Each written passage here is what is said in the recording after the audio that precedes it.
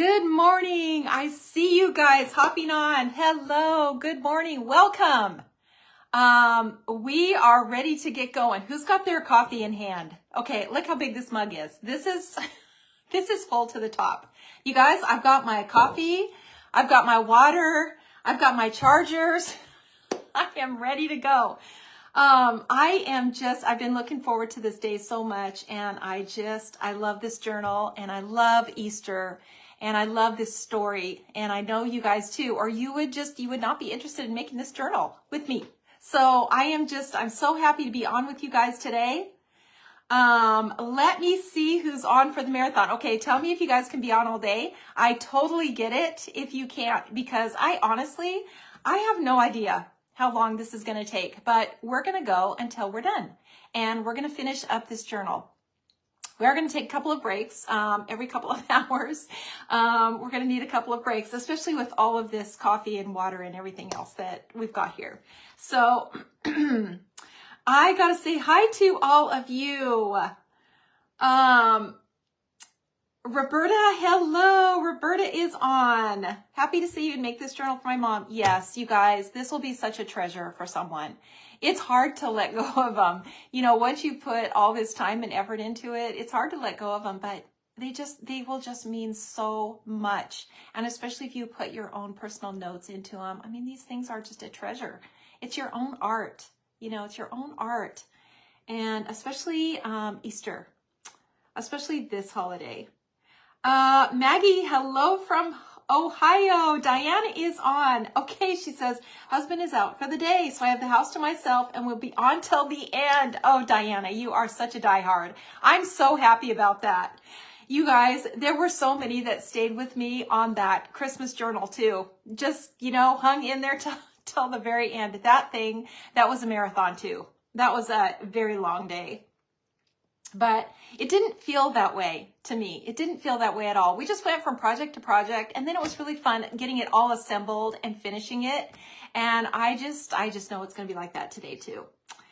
Edna, she says, here for a while. Oh, I have 2 funerals today. Sad but true. Yes, there will be a video, Edna. So this will all be archived, you guys. And some of you, I know, it's just sometimes it's easier to just watch it through and, you know, and then go back and watch it again and do it yourself. So if that's easier for you, like, this is not supposed to be stressful. It's supposed to be fun. And I feel like with these things, we just get more and more energized as we go, you know. And putting the scriptures in and illustrating these parts of the Easter story, it just creates so much joy. And we're going to be doing these dramatic skies, and you guys, I'm going to show you how to do it. So easy. We're going to do that because that's what I think of when I think of a watercolor picture of Easter and the cross and the empty tomb. I see the dramatic sky of that empty tomb in the morning. You know, with all the colors, the oranges and the yellows and the pinks and the reds. So we're going to put that in our journal. You guys will be surprised how easy it is. So we're going to do that. Marianne, hello. Sandy, hello. You guys, I am so happy you are all on here with me. Jelena, happy to be here this morning. So am I. Very happy to be here. Asuska, good morning. She says, sorry, you're a few minutes late. No worries. Absolutely no. We're going to be on a long time. So you can come on anytime. Diane's here for the day. Oh, good. I'm so happy. Diane, hello. Linda, hello. CL. Okay, is that okay? Maybe CL Jansen. That's her name. That's her name on here. Good morning from Carrie Lynn. If I just read a little bit farther, Carrie Lynn in Canada. Crazy windy here, and with the wind chill. Oh, Wi-Fi is cutting out. I'm here all day. So excited. Okay, good. Carrie, I'm so glad you're here. Terry, I know. Terry, it is really hard to part with them, but the joy they bring to people, this is something they will keep forever. They honestly will. It's a treasure. Terry, she's on for most of the day. Okay, we'll take you as long as we can get you. Julie, hello. Simone, Ruth Ann is on. Hello. That's a big cup. I know. Is this the most awesome? I have gotten, you guys, the most awesome bee mugs from you. It's my private collection of bee mugs. I love these so much. I love these so much. It reminds me of my people every time I get one. And you know, I'm just such a coffee person. I could drink it literally all day from morning till night. Just absolutely all day. And then what happens, you know, and I do try to cut back, but what happens is that I am continually warming it up. So I really don't drink that much. I just keep putting my cup in the microwave and heating it up and forgetting about it, or taking it out and then it's cold again. So, you know, I don't know what to do about that. That is just something that I just can't, you know, and then the timer goes off on the microwave and I take it out and then I bring it over to my desk and then, you know, I forget about it. Forget about it. So by the time I've heated it up like 16 times, it is so thick. It is so thick and so strong that I have to start all over. Okay. Roberta's on Eastern time. Oh yeah, it'll be a late day. Yes, but she's here for the duration. Okay, good, you guys. Oh, this is awesome. Deborah, hello. Terry says, my husband has a cup that keeps his coffee warm all day and he loves it. Okay, that's, you know what? That's what I need. That is what I need. Edna's in Eastern time too. Okay, you guys, we are, you know, I have no idea how long this is going to take, but if it starts to get late, you just head to bed. You know, by 8:30, I'm ready to go to bed. So I totally get it. And I will be on recorded and you can catch up, you know, with us tomorrow or whenever you get a chance to. So totally understand that. Okay, let me just first, I want to hear your Easter memories. You know, we did this at Christmas when we did the Christmas journal. I want to hear your Easter memories. And I was thinking about this. I've been thinking about this all week.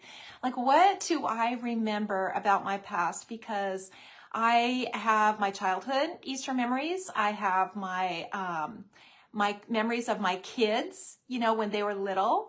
And then I have my memories now of my grandkids. And so I've got all these different, you know, time periods, but it's the same Easter. It's the same celebration. It's the same joy and hope that we have because Jesus rose from the dead. That is what we are celebrating. He came, he died for us, he took our sins, and he is risen, and that is our hope. So it's the same story. It's the same joy. And I do have this like vivid picture of the Easter sky. You know, that brilliant Easter sky on Easter morning. And I think because so much of my memories, you know, of my childhood and, you know, my younger, you know, years is Easter morning, Easter breakfast. So tell me if you guys did. We talked about this at the on the Christmas journal about the Christmas program that, you know, we were in with our paper bags of, you know, oranges and peanuts and things we got after the program. Well, we had an Easter morning breakfast. Our church did. We were part of a small church and we had an Easter morning breakfast and it was ham and eggs and cinnamon rolls. And when I got older and got involved into the youth group, more into the youth group, we took over that Easter breakfast and we used to make it for the church. Our youth group did. And so I remember baking cinnamon rolls, you know, the night before and then being at church at the crack of dawn because I think our Easter breakfast was at, you know, it was probably like at 6 or 7.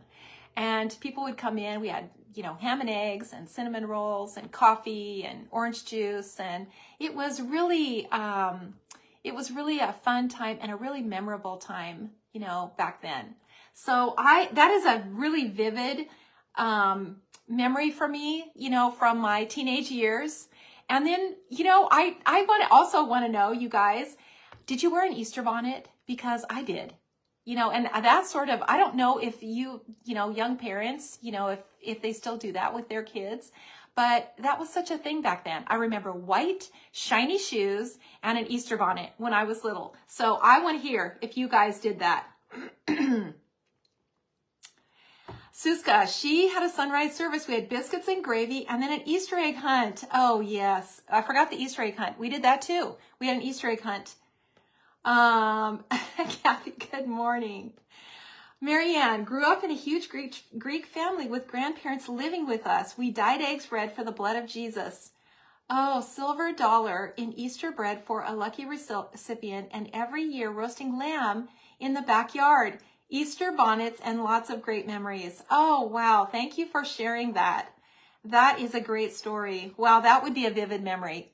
Those things that are so clear to you, and you know, I being 66 now, I can't remember what I did yesterday, you know, honestly.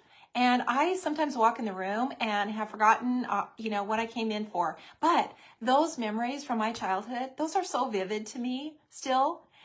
Certain ones, really. And like this, that's a classic example of something from, you know, her childhood that she remembers and will always remember. Roberta, Easter memories as a child, matching Easter outfits with my sisters that her mom made, singing Up From the Grave He Arose. Oh my goodness, yes. He lives at church and Easter egg hunt. No bonnet. Nancy,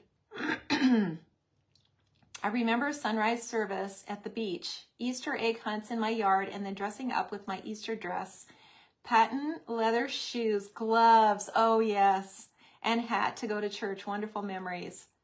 Oh yeah.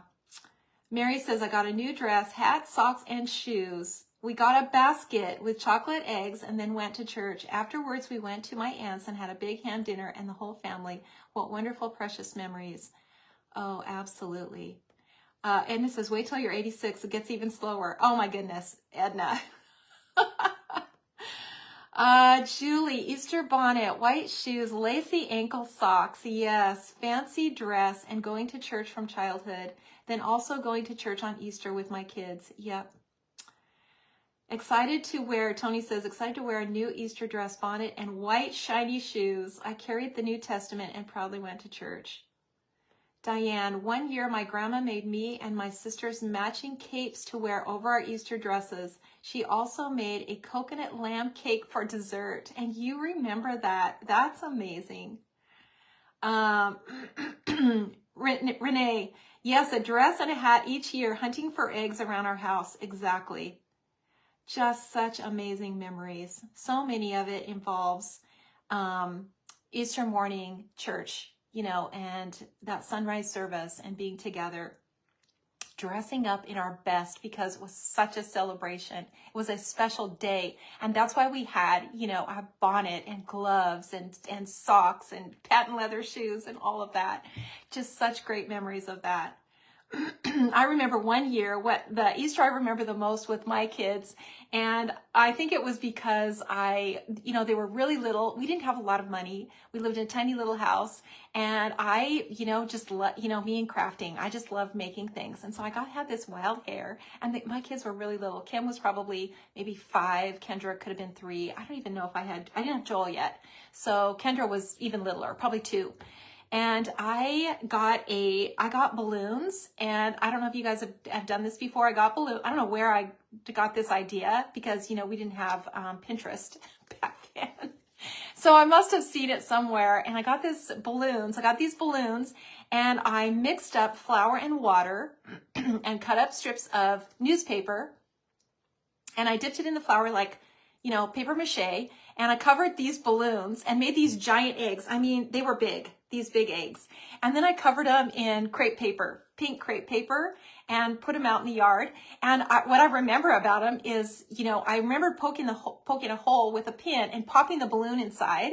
And then I had to cut open a hole to put the candy and the treats in, and I couldn't cut the hole. And I tried using all these sharp knives. Finally, I got it cut out, but I couldn't get it closed again. So, you know, it was kind of a disaster, but the girls didn't care. And I'll have to ask them if they still remember those giant eggs out in the yard because I do. And I think because I used the flour, it got rock hard, really, really hard. So that was kind of a fail, but it was still a really good memory. Renee, probably Women's Day magazine. You know, it could have been. And it was similar to a piñata, you know, right? That's exactly how it looked, like a piñata, only it had, you know, white or pink crepe paper that kind of wound around it. Janet says, as I got older and went to church and sang in the church choir. Yes. Right. We always did that too. When I was little, we went to a small church, went to a small Lutheran church. And then, when I got a little older, we changed and went to another church, but still small and still Lutheran. And so I have all these, memories of things like that, and now my grandkids, the baskets I make compared to what the baskets were when my kids were little, a few little chocolate eggs and a chocolate bunny, was in there. Now my grandkids get these giant Easter baskets that are I just love making them. They're just so much fun. Just such good memories. Okay, you guys, are we ready? Are you guys ready? Do you have your coffee? Coffee in hand, tea in hand. Do you have a large water bottle? Some of you probably have a giant Stanley cup, those big giant Stanley cups. I have a Perrier. So I've got this.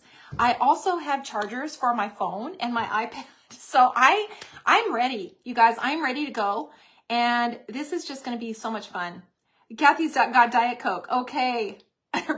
Roberta, my adult kids still want an Easter basket. You know what? My kids were pretty grown before I stopped doing that. I think when my grandkids came, then they got left out. But yeah, I did that until they were grown. Diana says, my mom and dad did that with paper mache balloons one year. My dad hid them outside, but was still dewy on the grass, and the crepe paper bled on stuff. I'm surprised that didn't happen because, we in March and April, it's still pretty wet here in Oregon. And I don't remember that happening, but it sure could have. What I remember is trying to cut the thing open to get my treats inside. Diane says, I remember shining our patent leather shoes with Vaseline. Yes, me too. Me too. And I never wanted to get any scuff marks on them. Those black scuff marks? I never wanted to get anything dirty on them. Oh, you guys, these are just... Marianne says, became a Christian at 33 and raised our daughter in a Baptist church. Always made her a dress with matching little purse and matching fabric bow on her bonnet. Oh, I bet she remembers that. I bet she does. Something about, when you're a little girl and you get that Easter dress, and back then, the Easter dresses were huge. They were big. And the shoes and the socks and everything, it just made you feel so special. Okay, you guys, are we ready to get going here? I am going to switch my camera around. So it's about 8:15. I think about 10, maybe 10:30. We'll see where we're at, and maybe we'll take a 15-minute break and then come back. I know it's a long time to sit and follow. I'm going to try to not rush through these projects. I would rather make sure that you can follow along. And I know a lot of you have the stamps and you've done a lot of preparation already. And I don't want to leave you in the dust. I want to make sure that I'm going slow enough that you can follow along with me. I would rather do that.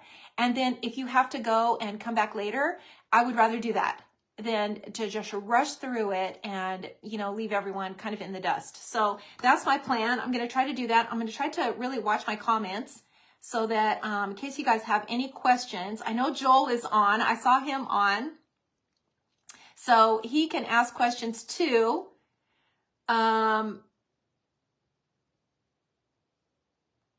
Okay, I see a couple more. I just got to read a couple more of these. Nora Lee says, when my kids were seven, and gone, I made an Easter basket for my husband for many years. Oh, that is awesome. Oh, I love that. Maggie says, I remember walking to church in my Easter outfit. I had a new coat and matching bonnet, but living in New England, it was a cold walk with thin Easter jacket. You know what, Maggie? We walked to church too. My mom never drove a car. My dad passed away when I was just a baby. And we lived about, I want to say, it was probably a half a mile, might have been a little bit more than that.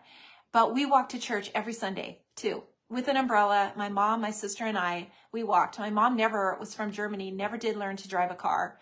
But those are my memories too. And sometimes it was freezing cold and wet. And once in a while, somebody from church would pick us up if the weather was really terrible. But most of the time, we walked. So I have those memories too. Okay, Marianne says, this is my first journal. Oh my goodness, Marianne, you're gonna, I'm afraid, be hooked. You know what? They're so much fun. It's just really, if you think about it, like you're just making a series of cards, really. You're making a series of little paintings and you're putting them in a book. And you're going to just be blown away by how simple this is. It's so fun. Marianne says, I slept in my Easter shoes. Oh, I just love that. I love that. Good morning, Joy. She is here. Dawn is here. Hello. Janice says, I continue to make them for my mother-in-law. You guys are just the best. This is so, I just love reading this. Okay, Sheila says, my uncle owned a bakery and I was also always fascinated by all the lamb cakes covered with coconut. I thought they were so cool. Oh, that is just these, isn't it just crazy how just some things just stay in your mind? They really do. Just the specialness of the day because it was different. And even as a little girl, you know, I didn't understand all of the, you know, the Easter story and what it all meant until I was much older.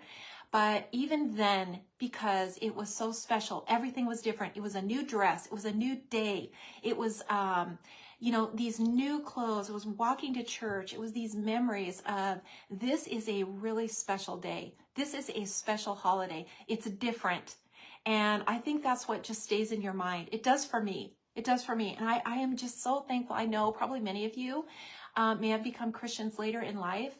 My mom was from a Christian family and in Germany, went all through the war with my grandmother and just saw God be so big in her life with her, protecting her and, you know, bringing them out of so many desperate situations.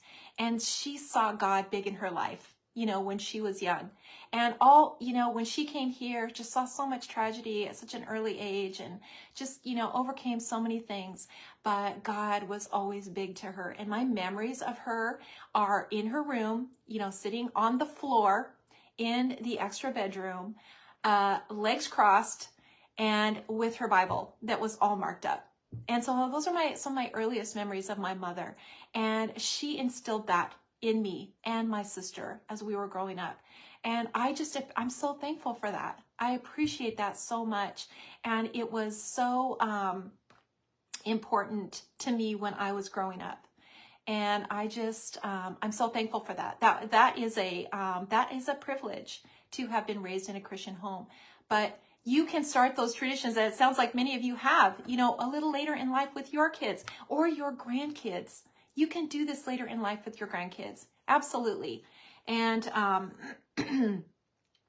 Easter is such a special day. It is such a special day for us as Christians because this is everything to us.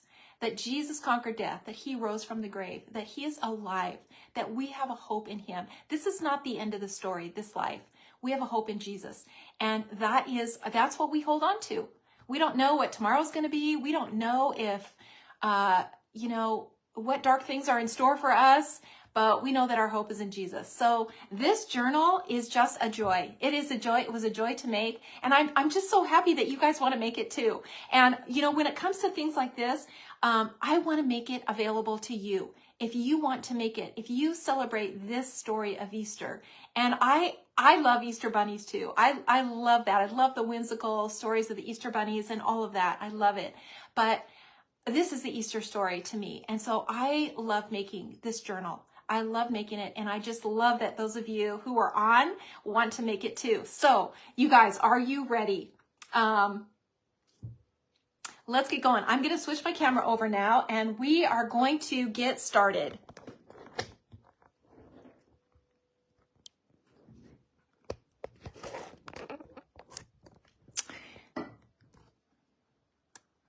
Okay, here we go.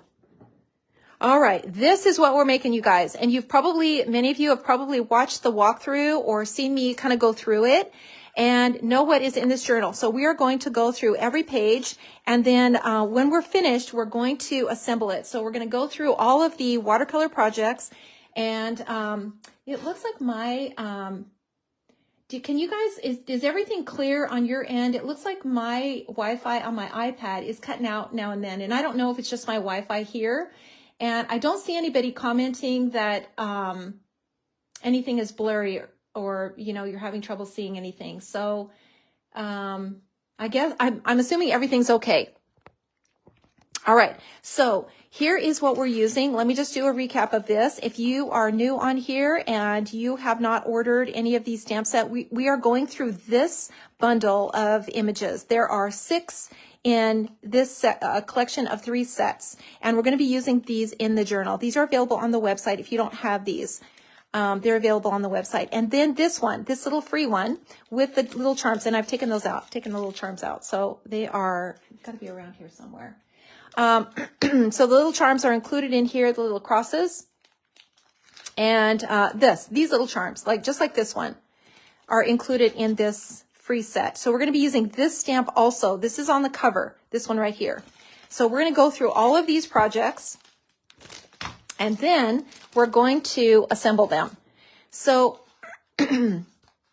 they are all, the majority of them are stamped onto watercolor paper and cut to this size. And this is what it looks like here. This is the stamp, and this is the size of the watercolor paper. So if you haven't done this, you can do it later too. You can cut this later, but what I used was the dies from the rectangle set. And I have found that I have used this rectangle set so much, probably the circles, the ovals, and the rectangles more than anything in these journals. So if you don't own a set like this, I would really encourage you to get the rectangles of any, because I have just, and they're really tightly nested, so you have lots and lots of different sizes on here. And I have also backed them on a piece of watercolor paper that is just a little bit bigger. So it's this one here. And that's what's going on the page, just these 2 things. So let me tell you, let me just measure this in case you don't have that rectangle set. Let me just measure this and tell you how big it is. And it just needs to be similar to this size. This is 2 1/4 inches wide by about 3.5, just about 3.5 inches tall. And that is the size of the image. That's what these are made to fit.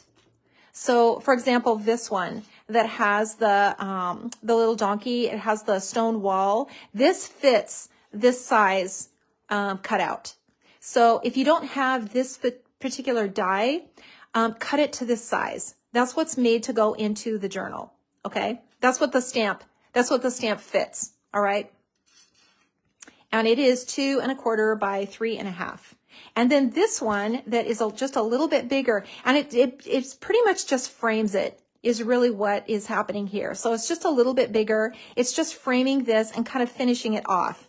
So this is up to you. You don't necessarily have to do this one. This one is 2 1/2 by 3 3/4. So you can see it's just a tiny bit bigger all around, and then it just frames that little image. So that is the size of these paintings. So we're going to just kind of go in order here. You can see how this just fits that size. This is the only one that is a little different. This one is in a circle, but everything else fits this size canvas. See this one too? This image fits just perfectly in this size. And then as we go to the back, same with the stained glass. All right, so let me put this aside, and we are going to get started on our projects. And I went ahead and I stamped them all. This is the only one that isn't stamped all around with the blue and the brown. All of these, every single one of them, except these 2, are stamped in that combination of blue and brown. So the dark blue first, 565, ink your stamp, and the dark brown, 969. And I have used a stamp platform. And I got to tell you this because I did not know this. And Roberta, thank you, told me this. She says when you're using a rubber stamp, you can take this cushion out of your stamp platform, and it's thicker because a rubber stamp is much thicker than a clear stamp. And this will help you. You can just use it the same exact way, but it gives you a little more space in your stamp platform. So that was something that I just learned from Roberta. Thank you so much for that tip. That changed everything. Question, did you mask any of the edges? Yes, we are going to be masking that. So we're gonna put masking tape around that when we go to do it, because we don't want We don't want there to be any stamped off the edge. Although, let me just rephrase that, because here's what I did. So let me finish this thought. Okay. A stamp platform for sure. With these big stamps, and it also, it gives you the chance to go back over it again. So you're stamping it onto your canvas, and if you miss a tiny little spot, it's okay, because you can just re-ink it and stamp it right back over it again. And it gives you a much more even image. You can see that these are all just stamped. They're just stamped perfectly because I used a stamp platform. And they're even. So to avoid that area, sometimes your hand doesn't press evenly and you get a darker area in one spot or another, especially on the edges. This avoids all of that. And so it's worth the investment. You don't need a MISTI. There are other platforms out there that are much cheaper than this one. This one I've had forever. You can tell it's all beat up, but I've had it forever. And so it is a really good one, and it does last. So it's a good investment with clear or with rubber, especially with these large impressions. Okay, so let me move this out of the way. So back to the question of, do you mask it off? Okay, here's what I do. When I stamp the impression, okay, let's just say that I have put this onto my stamp platform, and I have my church now in the middle of my watercolor paper. It's easier to take your die, if you're using a die, and place the die as to where you want it to go, okay? And so you can place it, okay, this looks exactly where I want it. I want it down just a little bit, and you can place it. So then what I do is I take a pencil. And then I trace around it. So I trace around it just like this. And what that does is it gives you a little border. So you can see on here, do you see this tiny little border right here where the ink doesn't come all the way to the edge? When you go to cut that out, the die, the actual cutting line, is a little bit farther away from the pencil line, because you're placing that line inside here. So it's a little bit closer to the image because you're using a pencil. And then I mask it off. And then I still have that design, and then I cut it out. But in this case, I wanted it all to be cut out ahead of time so that I can just assemble it with you guys. But that's how I would normally do it. I would trace around it, and then I would mask it all off all the way around, and then I would cut it out. And then I have that little tiny border around the edge that makes it look finished. Now, you don't have to do that either. You could just add all of your flowers, foliage, everything, and then cut it out too. You could do that too. So it really doesn't matter. But that's just what I do, because I like that little tiny edge that's on there. It looks to me like it's just an extra little frame that's on here. Okay. All right, so now these are inked in, these 3, 4, 5. These are inked that way. They're inked with the dark blue and the brown. This is inked, this area is inked in that combination, but the flowers are inked in the color that they are going to be. So let me tell you what they are. So the orange is inked in the 925. And the stems and the leaves are inked in the 249. Nope. In the 346. This one. I love this green. It's so dark and super vibrant, and we're going to use it in this journal. It's such a great color. This is the 346, and that's what the leaves and the stems are inked in. And this is inked in the 2 colors. This one is inked in a permanent, with a permanent ink, stays on. And it's because we want these dark lines to show. We don't want anything to bleed. We want to add that color in between all these little areas, and we don't want any bleeding.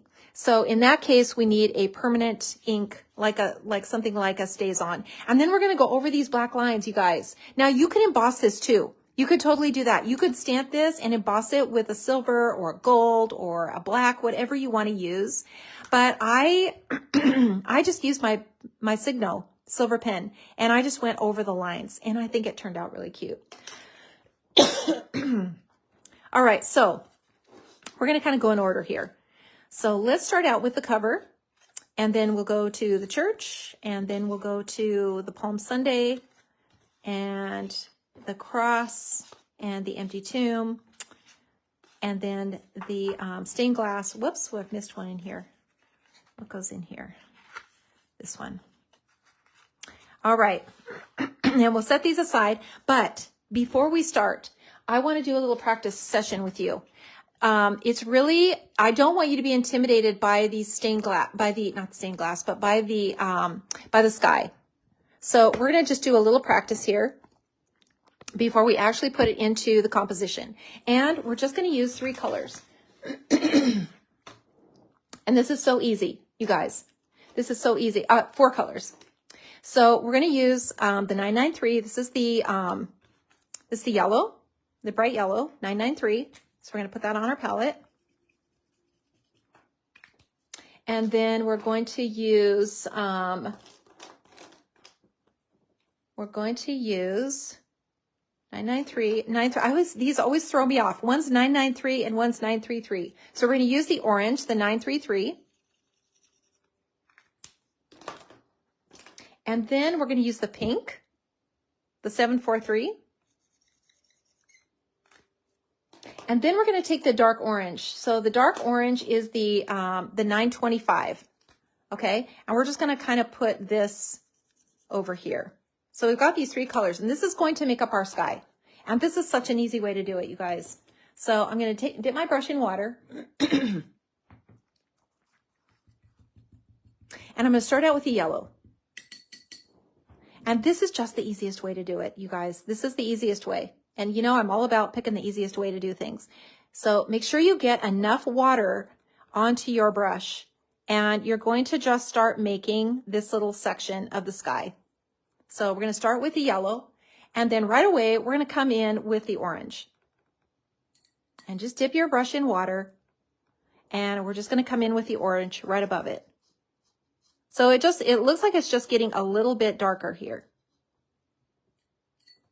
And then right above that, we're going to come in with the pink. And the pink is just going to come right up here. And just let it just kind of blend into each color.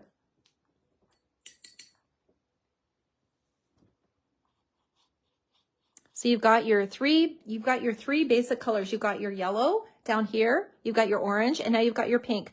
Now what we're going to do is we're going to let that dry just for a little bit.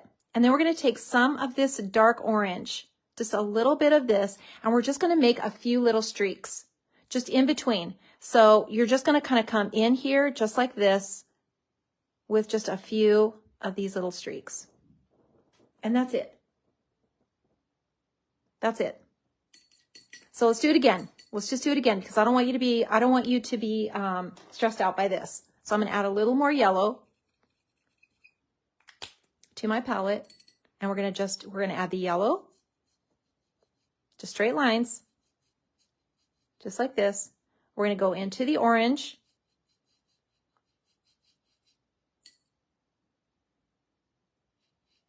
and then we're going to go into the pink. And did I tell you what color pink? 743. 743 is the pink. And then the pink right above. You could also, you know, when you start doing this, you just start getting a little more bold, and you could add a little red in too. You know, and trying different things. I mean, some things look better than others, you know, and sometimes you will do it and think, oh, you know what, I don't know if I really want to do that next time. But you could add a little red in here too. Just a few little streaks. So the dark color always comes in later, and it's just a few little streaks. Don't overdo it. Just a couple little streaks. Just like that. And that's it. What are the colors of the tulips? Okay, the tulips are 905, 925. Actually, it doesn't matter. 905 or 925. You can ink them in either of these. And then the dark blue is the 407. 407. All right? Okay, is everybody with me on the sky? What are the colors? Okay. Did you mask any? Okay. All right, you guys. How many did you guys do this with me? And what do you think? Welcome, Carmen. Don't worry about being late. No problem. You know what? We're on all day, so we've got lots of time. Okay, you guys, are we ready? Everybody feel good about their sky? This is the easiest thing to do, and I love this combination of colors. I love the pink in there. I chose pink because sometimes red is a little harsh to try to blend in. 856 for the red. 856. But you know what? Doesn't matter what red. It really doesn't. And it doesn't matter what dark orange either. You could use this. I think I used the 925 and the 905. So here's the difference. Let me just show you this. This is the difference between, do you see how much red this has in it? It's almost like a salmon color. This is the 905. And then this is the 925. See, it's got a little bit more orange in it, a little bit more yellow. This is redder. It's, you know, like I said, it's got a little more blue. It's just more of a salmon color, but it's going to be great in the sky. Yeah, either of these will be great. And the same with the flowers. And then this one, you can see the 933. It's got much more yellow in it. It's almost like a gold. And that's the 933. So really these oranges and yellows, this is what we're using throughout. 905, 925, 933, and 993. Okay, you guys, I think we're ready. Got it. Look for the wrong orange color. Cheryl. Coffee. I know. I get it. Color on the helps. Yes, Sherry, I will. I'll do that. I'll put this on here. I am so sorry. I don't know why this is so hard for me to remember, but this is the 905. So hard for me to remember. Trying to teach an old dog, you know. 925. And then this one is 933. 933. And then the pink is 743. And the red is 856. Okay. Everybody got their little tulips stamped onto their paper. Teresa, love the sky. Yes, good. Okay. I will try to keep an eye on the questions, you guys. All right. The first thing that we're going to do is we are going to pull the color out of the lines. That is always the first thing. And this one, okay, so this one, you can tell is a little bit smaller than this. And it's because it's cut out of this die. You know what? Before we get started on this, let me just tell you what we're going to be using too. What dies and what stamps we're going to be using. Make sure you guys have this all out. Here is that container, and it is from 5123, the decorative jar set. And you know, you could use any container. You could use any pot. And then just a few things from the flowers and the foliage throughout. This is throughout the journal. So there's not a lot of things. Most of these images are kind of self-contained. They don't need a lot of other things or just a couple of other things. So this one, we're going to be using the daisies. And then in this one, the large vine and the grasses in this one. So these two, this is the 4051 set. And then this one, flower set 6, this one right here, and then these two, so the right and the left, and then these two in here. And then the branches. We're going to be using the branches. We're going to be using a couple of these. So this one, the tall one right here, and then this one. So these two in the branches.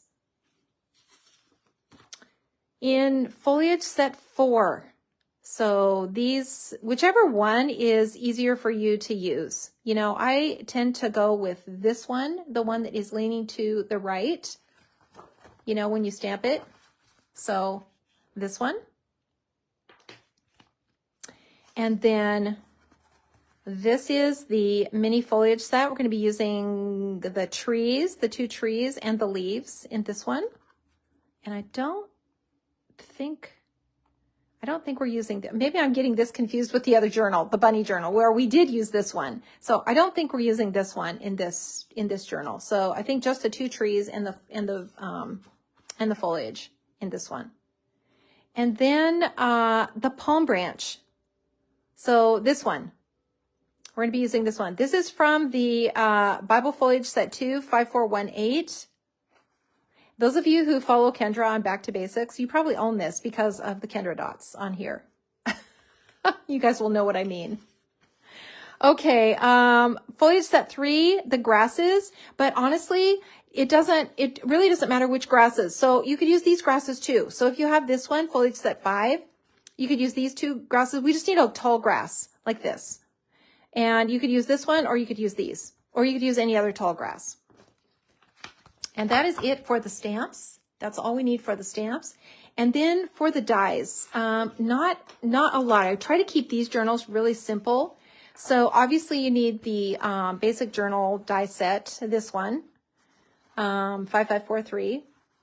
And then I use this all the time. If you don't own this die set, I use this all the time because you can layer everything and it just cuts everything to fit. So this is the 5723 journal cover. And then it also has these little bookmarks in it, which we're going to be using too.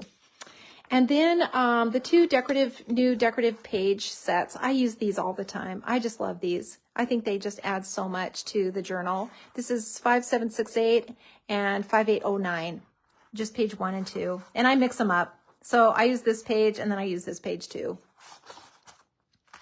And this is the die that is cut out of. So if you look at the journal cover, the frame is around it. Well, the center cutout is what we're using for the tulips. So I just laid this on my watercolor paper, only I just used the center cutout. And then I cut the frame out with a different color paper.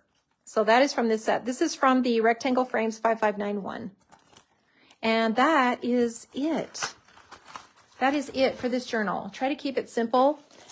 And then as far as the clasps go, you could use either of these clasps. They would both be really cute. I just tied mine with a ribbon just because to me, it was simpler.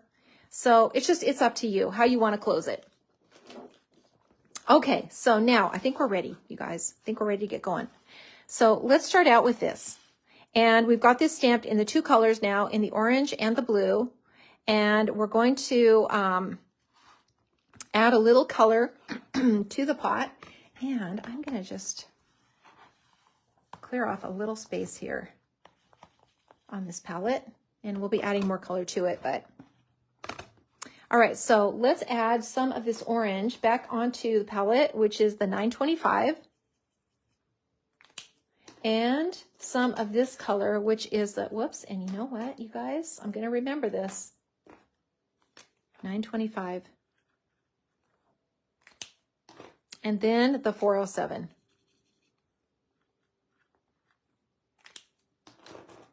And then the 346.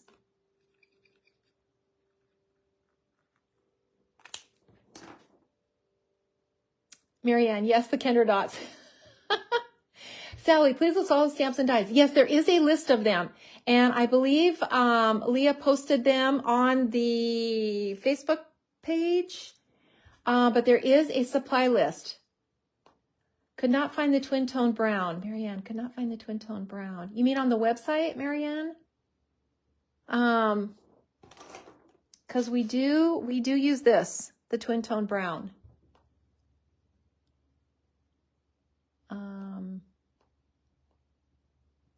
Okay, tell me where you are looking for that, Marianne, for the twin tone brown.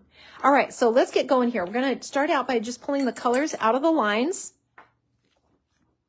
And we're just going to do that with this. And by the way, I stamped this off twice because I want it to be pretty light. And I'm going to be adding some color to it.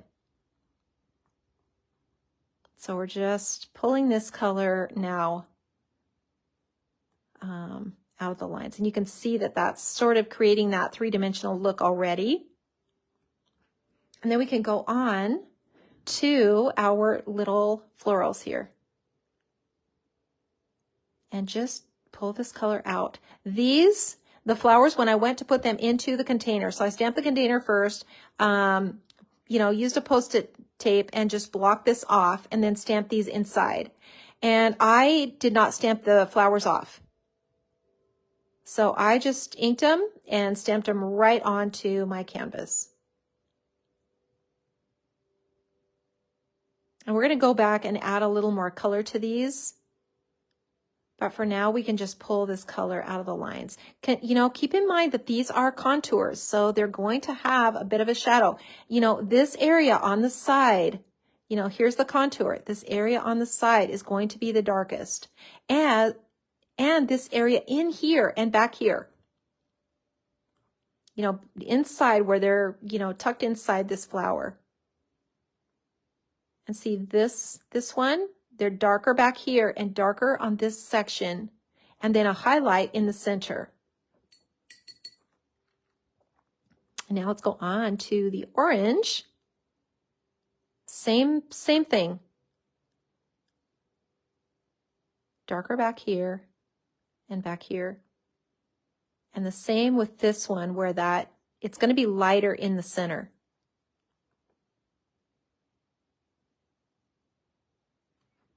Just like that. And then we can go on to the stems. And if you need to switch to your small brush, feel free to do that too.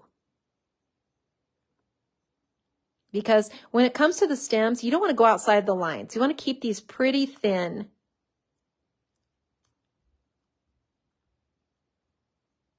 Pretty thin.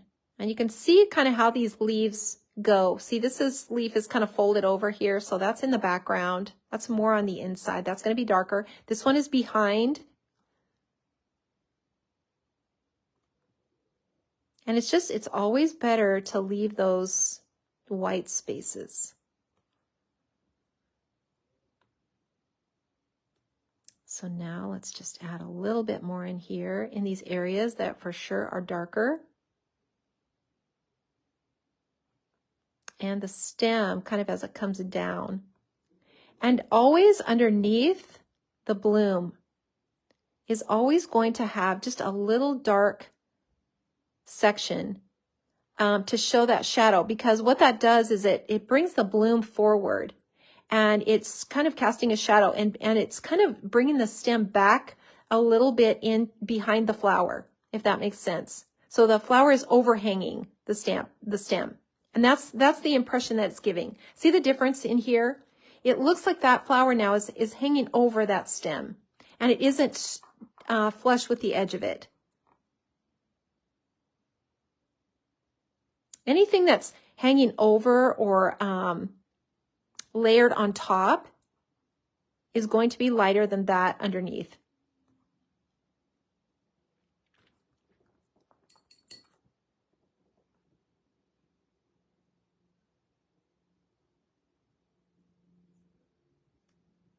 And then you can just add as much. You can make these leaves as dark as you want them to be. You know, or you can keep them really light too. Just kind of your preference. So let's add a little more orange, and I'm going to add some of this orange now to my palette, just because I want to mix up the color if I can. Whoops, not that one. 933.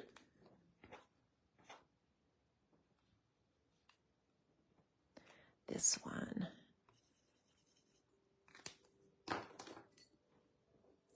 You know, adding multiple colors is always going to be a win. You know, keep that light spot because these flowers, you know, they've got multiple different colors and variations of color on them. See these little petals back here? You know, they're pretty dark.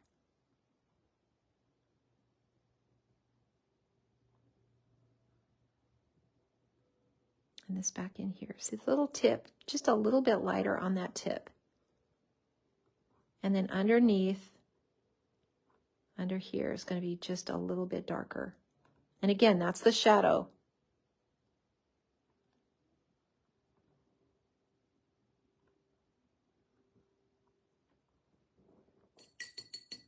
And let's do the same now for this one, for the blue. So darker underneath. And I'm always pinching my brush off. So if you feel like you're applying that color and it just feels really dark or it's not blending well, just pinch your brush off. And just keep blending. So in here, that's going to be darker. But this little area here where the light's kind of hitting it, that's going to be lighter. How cute.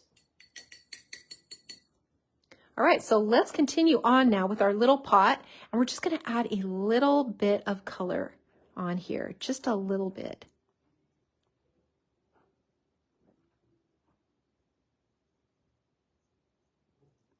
And you can, make this whatever color you want. I just, I'm making these, I'm using the colors in the paper pack, and, when you just make the images match the paper or the paper match the images, it just changes everything. It makes it look like everything just goes together.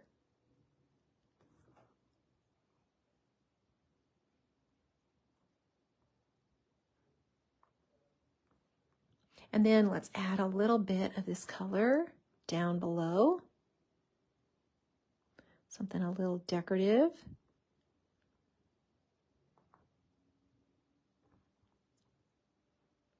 And then let's just color this in. So darker on the sides always. Apply that color and then pinch your brush off and then just drag it to the center.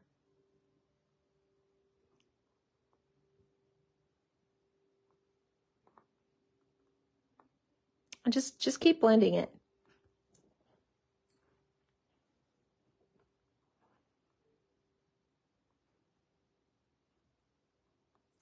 Watercolor is really forgiving, when it comes to stuff like this. It really is.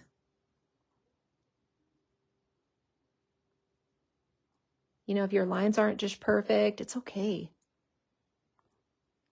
And the more that you can just kind of learn to let your hand be a little more free, the better you're going to feel about your composition.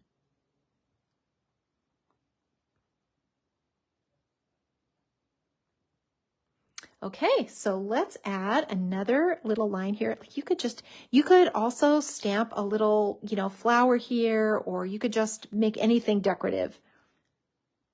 So let's just see if we can make another little decorative thing here with a little heart. And you can see this isn't perfect, but it's okay. And it adds to the charm. It adds to the charm of it because it's not perfect.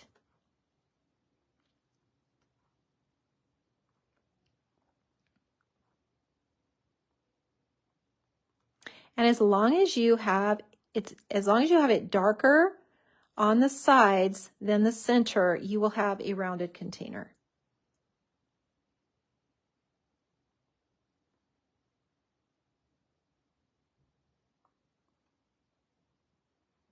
Okay, so I'm going to take my my twin tone, and I'm just going to make this little opening here.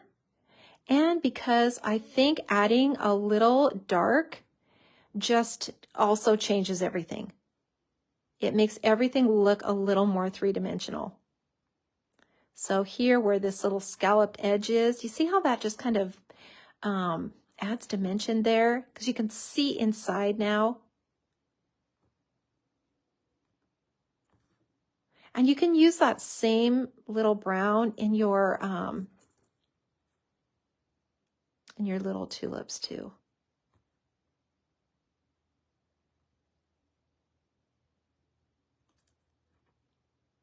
This little shadow underneath is so important. It really is. just, it's such a little thing, but it really makes a difference.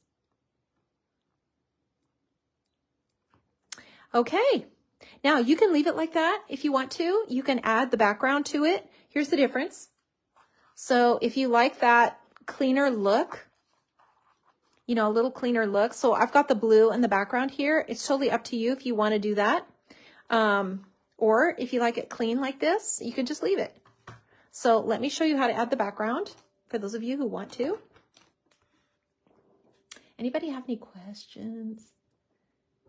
My husband says, Linda says, my husband says that little mistakes are how they know you painted it by hand. Yes, exactly. Yeah, it adds to the charm of it.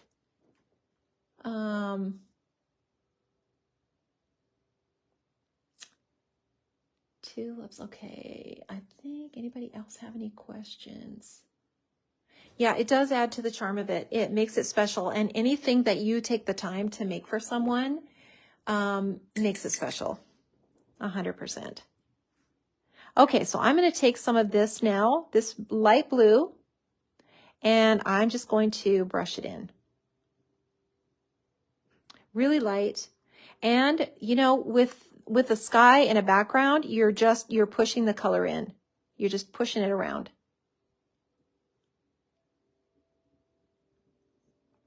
And you can pull some of this color out too from the leaves.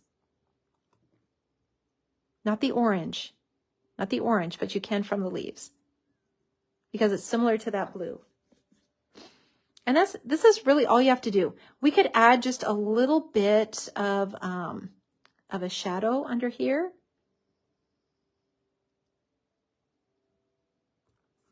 And we can just leave it at that.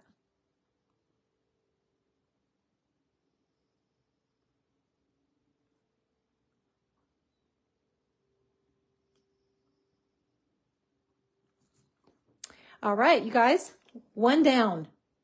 One down. Linda says, so lifelike.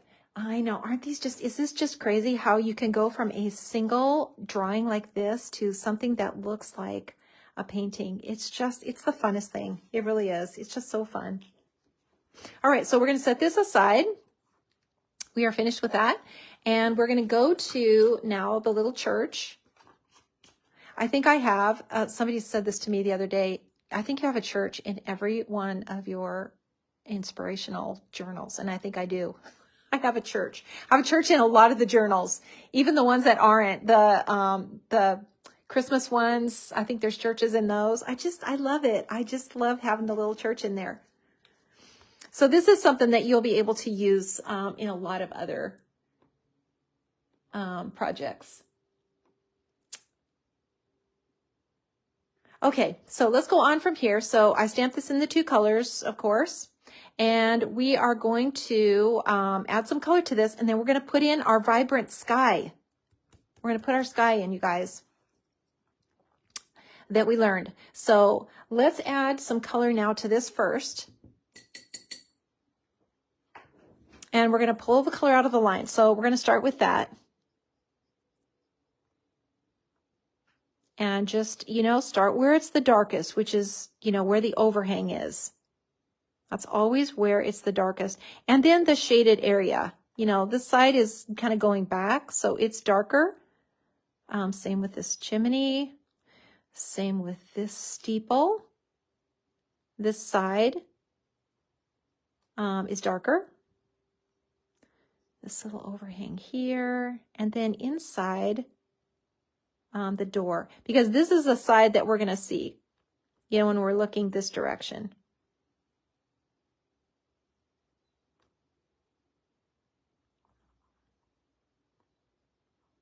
Okay, and look how that changed that already. That just changes everything once you just start pulling the color out of the lines, and then you can see the perspective. Okay, so now let's add some color. And we're going to do that with some brown. This is the 947. This is 933.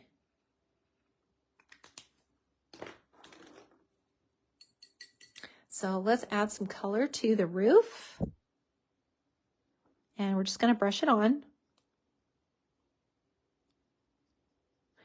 Try not to bring it all the way to the top of the roof line. Just leave a little bit of a highlight at the very top, just a little bit.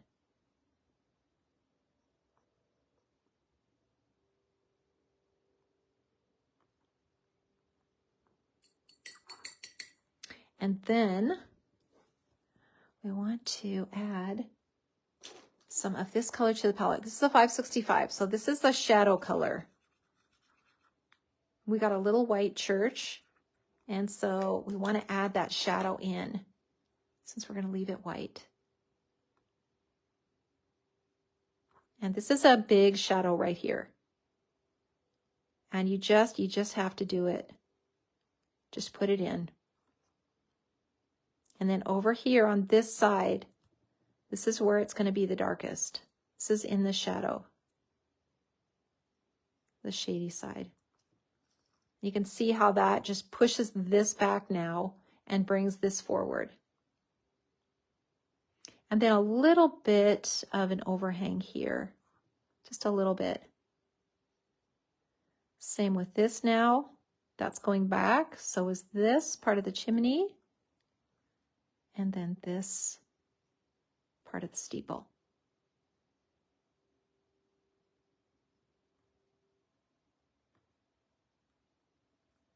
All right, so let's add some darker color now. Everybody with me still?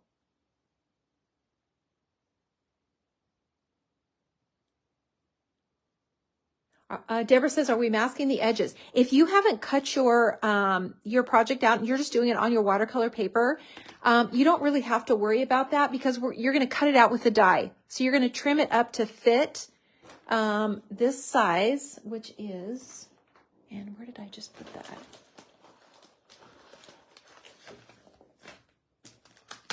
Which is 2 1/4 by 3 1/2. 2 1/4 by 3 1/2 is the size of that. And where did I just put that? Oh, here. So you're going to cut it. You're going to cut it to fit this size. And that's how it's going in your journal. That's why I don't have it masked off on here, is because it's going to be cut out.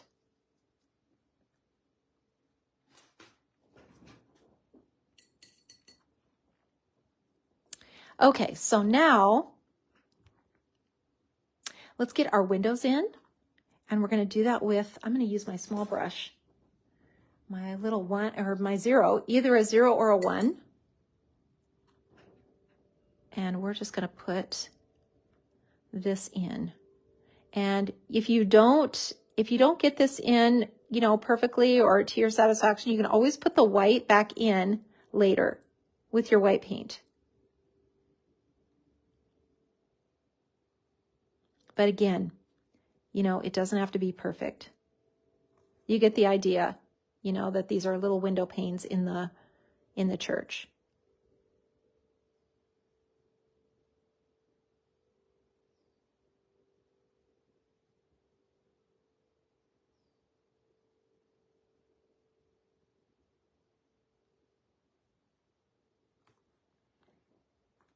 And I'm just using this 407. You can use any blue. It doesn't matter. And by the time you're over on the side here, these are just going to be straight lines. And there's not a lot of room in the window anyway. So just dashes.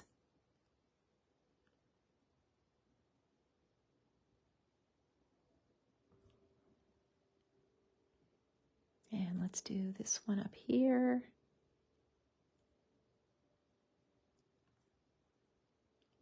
And then these in the tower, the steeple.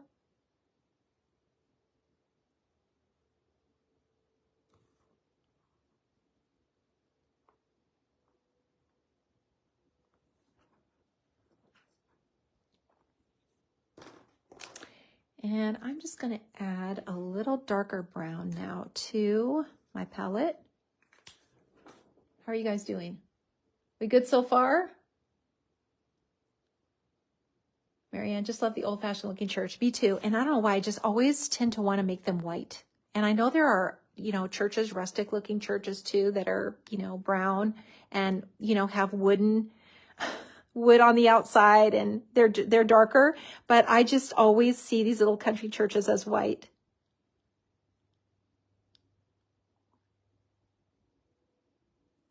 So this is just the, and did I write that on here? The 969.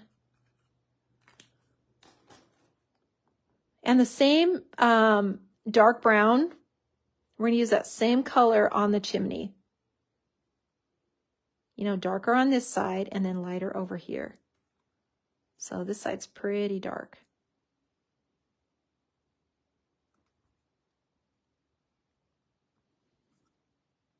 And then we want to pick up just a little of this blue and just get a shadow here.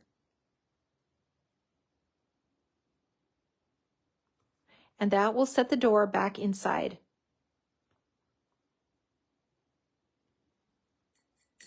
And I'm still using my tiny little brush. The same with the windows. Now, when we put this shadow here, look at the difference now between this one and this one, and the one that's not done. Let's make this just a little darker.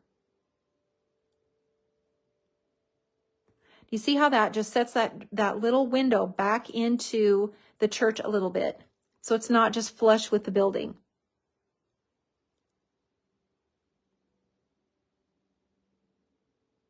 And we're only going to see it on this side because we're looking this direction and we're looking this direction. So we're seeing the side of the window. A little darker here. Now on these, we're going to see the other side. So we can make these, just use your tiny brush and just draw a little blue line along the edge.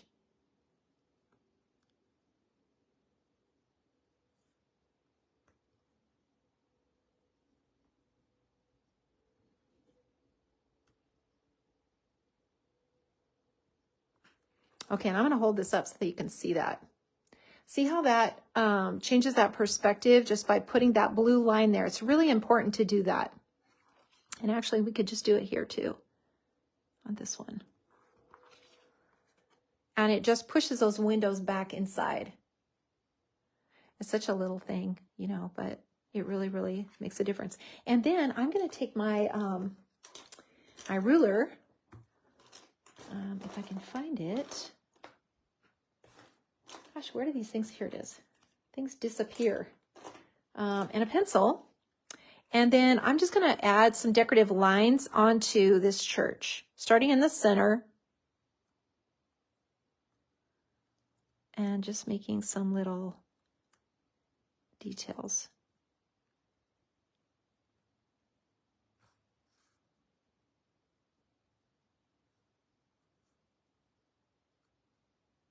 And they don't have to be perfect either. See how cute? Just so cute. And you could take your blue twin tone and just add, whoops, wrong end. Just add a little darker line under here.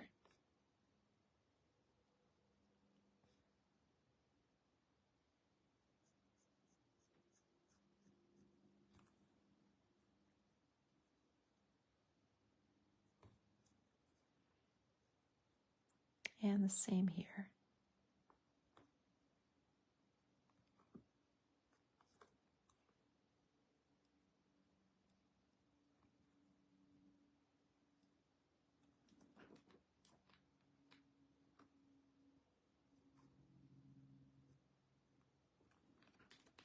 Okay, we've got our little church. How cute is that? And now we're going to add the rest.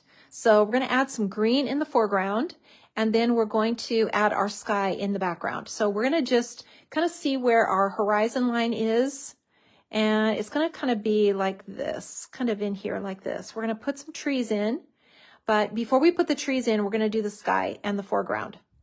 So let me just show you this again so that you can see what I'm talking about.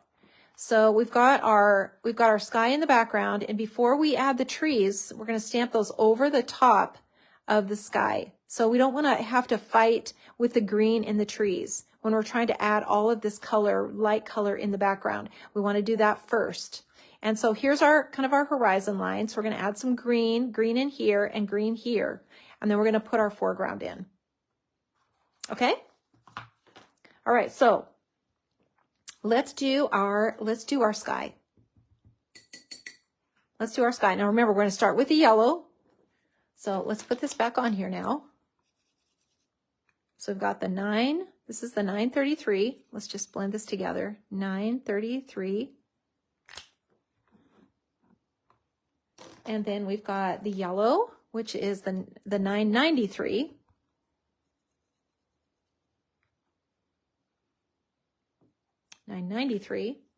And then the pink. We're going to add the pink too. And this is the 743.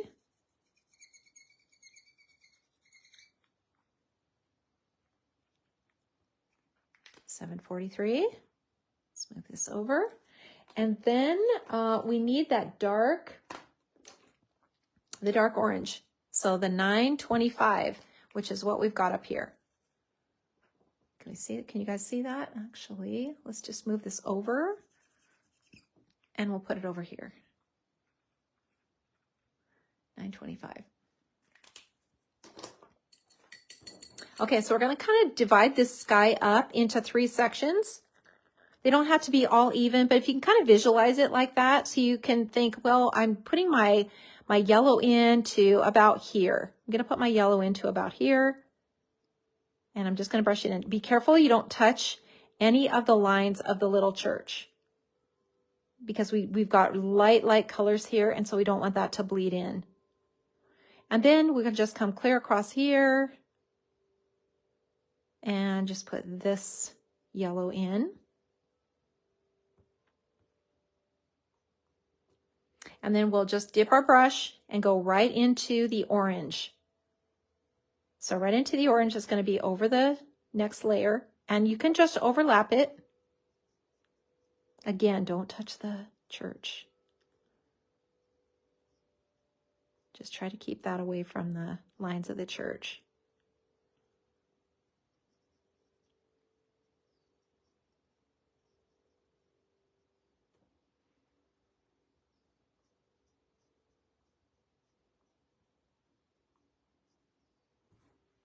Like so. And let's just do a little more here.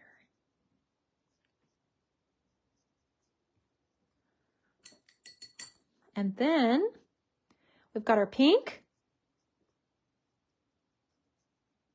And just let that just go clear into the orange. Just hang that, right over the top. Loose, you guys, loose. Just brush it in.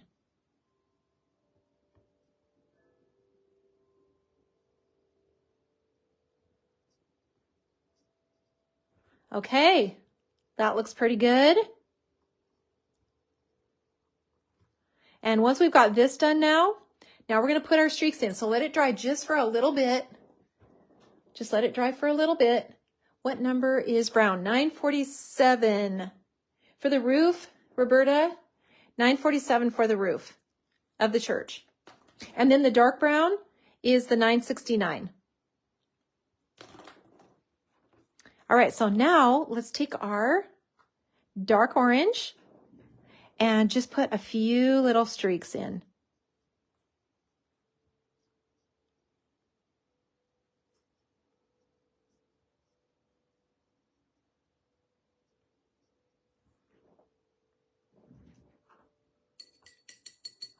And that's all.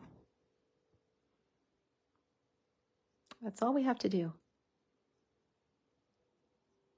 It's just so fun.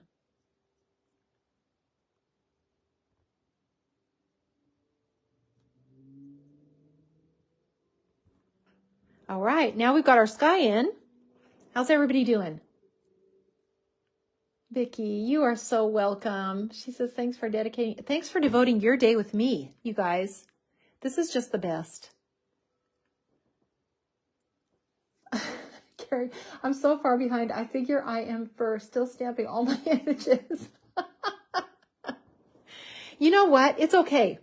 Stamp your images. You can always go back through here. And we're going to take a little break and you'll be able to catch up too. So, Terry, so far so good. Okay, you guys, good. Hang in there. You're going to get really good at the sky. Practice is everything.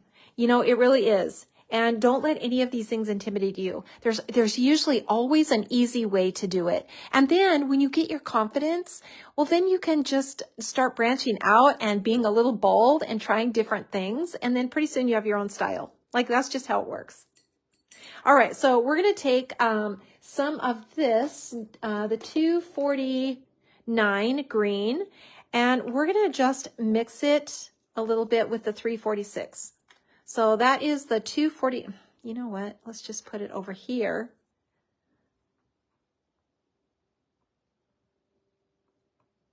$249. And we're gonna mix a little bit with the 346. And we're just trying to get this light green is what we're trying to do. We're just getting a little of this blue in here. Plus, I want you guys to just, you know, keep in mind that you can mix colors. You can mix colors because we don't want everything to be just exactly the same. You know, that's really where we're going.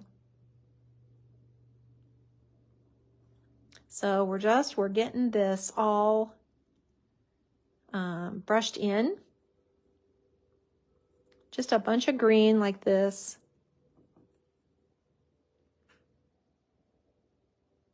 Kind of on the side of the path, a little path. And then as it comes down, and then we're going to add our foreground in here. So we don't really have to do too much here with this area. And then we want to kind of mirror this sky with the path. So instead of really using brown, we're going to use this mostly orange with just a tinge of it and a little yellow, and just brush that in because we want to just kind of mirror this brilliant sky. So let me tell you again what I did. So orange with just a tiny bit of brown and some yellow. And then we're going to add some yellow flowers in here in the foreground and our trees and our little grasses. So we're going to get to all that. But let me just see, am I going too fast for you guys? Brenda says, I'm behind. My other stamps, dies, markers are coming today. Oh, shoot. Okay, well, you know what, Brenda? You'll catch up. This is what I'm doing also. Playing with Easter set now. That's awesome. Vicki says, I'm taking notes and we'll work on it afterwards. Yep. You know what, Vicki? That is the way a lot of people do it because it can be really stressful to try to keep up. And then you feel like you're missing something. You're missing some instruction or something while you're focusing on something else. So feel free to do that, you guys. Follow along with me. And then if you get caught behind, just go on to the next project. And you can always go back and listen and catch up. Totally can do that.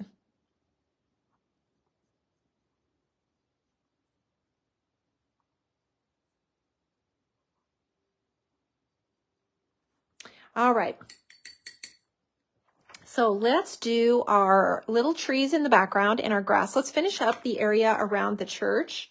And I'm using these little trees and the foliage. So here is the foliage from these little trees.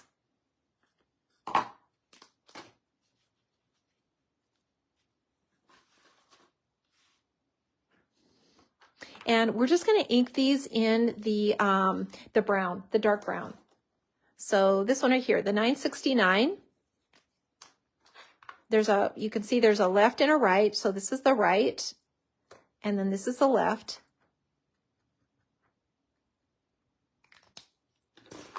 And we're just going to ink these just right here. Same with this one. We'll just ink this one right here. You can see why we did that sky first, because we're just inking this over the top of it now, and it's light enough that we can get our foliage in.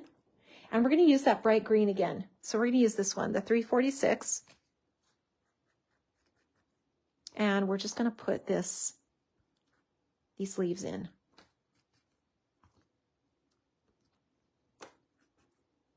And, you know, I'm just kind of stamping off the page, but that's okay. You can, if you want to, you can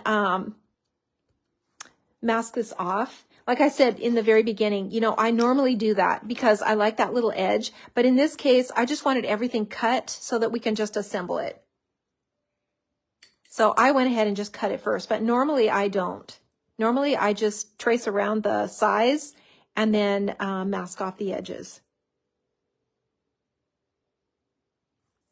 So now we're just dabbing this little foliage. And you know what? You can add a little other color to it. A little darker color, just from your palette. And these, you know, the little tree trunks, you know, you can hit those a little bit with your brush, but you don't really need to. All right, let's add some little grasses in. And we're just going to use the 249 this time. And we're just going to kind of stamp this in.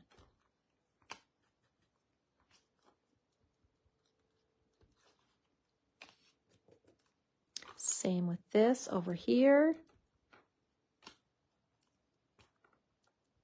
And we don't have a lot in the background because we really want to focus on that sky and make sure that sky is really the focal, kind of the focal point.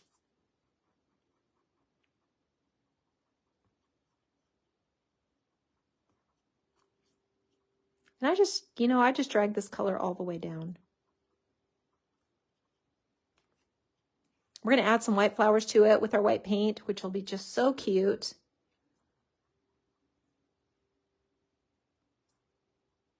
And I'm just putting a few more little grasses in here with that dark color.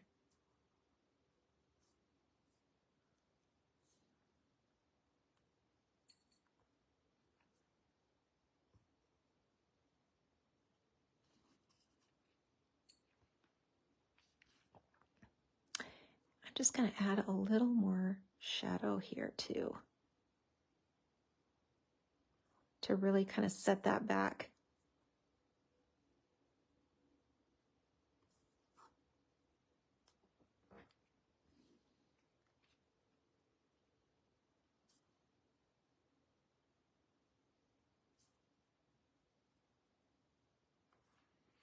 A little shadow from that tree.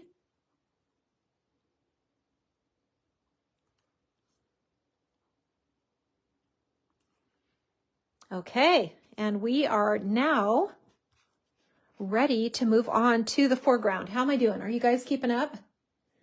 Linda says, I'm with Vicki. We'll paint later. Tend to work slower. Yep, I get it. Yep. I'm right along with you. Keeping up. Okay, Janet. Good job. Julie says, this is my practice set, but I love it. Yep. You know what? Practice is good. And there are so many times that I never get it right the first time. Rarely do I get it right the first time. And most of the time I go back and think, okay, next time I'm going to add a different flower, or next time I'm going to position this a little bit differently. So it's always a learning experience. It is for me too. It definitely is for me too.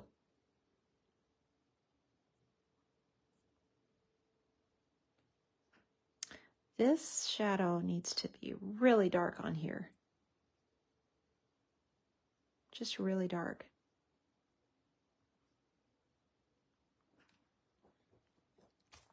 All right, so let's do our foreground. So take your long grasses, whichever ones you want to use. I'll just grab this one. This one has a lot of little, heads on it, little seed heads or whatever is on these grasses, little flowers. So we don't need to have all of those. So I'm just going to ink this area here, just kind of this middle part. And then we're going to add some more florals in over the top. So we're going to use that. And then we're going to use this little daisy bunch. We're going to put that into the background with the yellow. So here's what it looks like. So the yellow goes in the background first, the little florals, and then the grasses over the top, and then these as accents, the little vines, and then the flowers as accents. Okay. Otherwise, it's too hard to get these things in. So you want to get your light colors into the background first, and that sort of lays a foundation of what's behind there. And then your grasses come on top, and then your accents. So what I mean by accents are these things that just go right over the top of these bright colors, and you don't really need to add any water to them, not to the vines, for sure, not to the stems and the vines. And you just let those just be right over the top. Okay, so let's do it. We're going to start with the yellow, and that is the 993 yellow.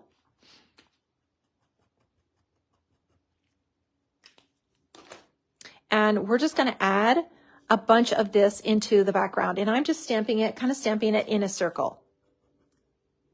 So 1, 2, 3, 4, 5, just kind of like that. And it's pretty light, so we're going to go back over it again with a little bit of the orange.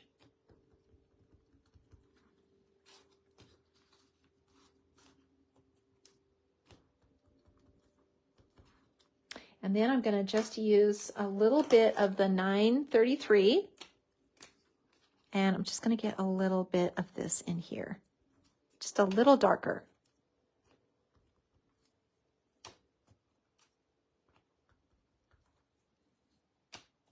Maybe just one more right here. Okay, so got that in the background.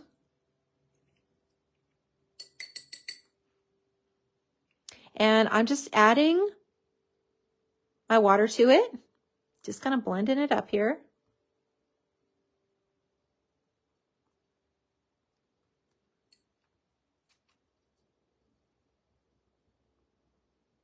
It doesn't, you want to leave those white spaces. And remember, this is going to be in the background. So we're just adding that color to give more depth. Okay, so we're going to let that dry just for a little bit. And then right over into this corner, we're going to put our grasses in.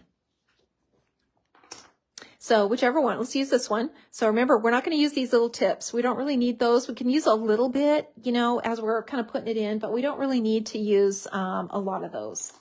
So let's switch up the green here. Let's use the 249. And you can see I'm just inking this part here. And I'm just kind of putting it in just like this. Just stamp it, multiple times, 1, 2, 3.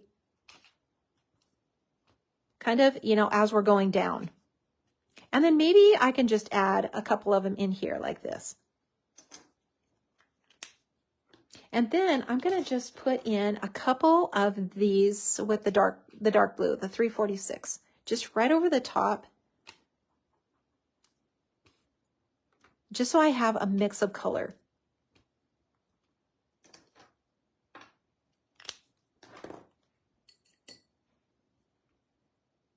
And then you're going to just kind of bring these strokes down.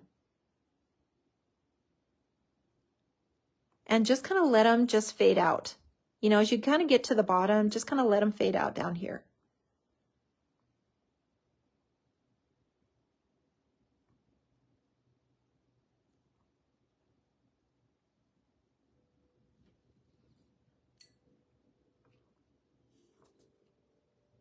And then let's add in some of the vines, some of these. We're just going to put in a few of these little vines kind of, over here.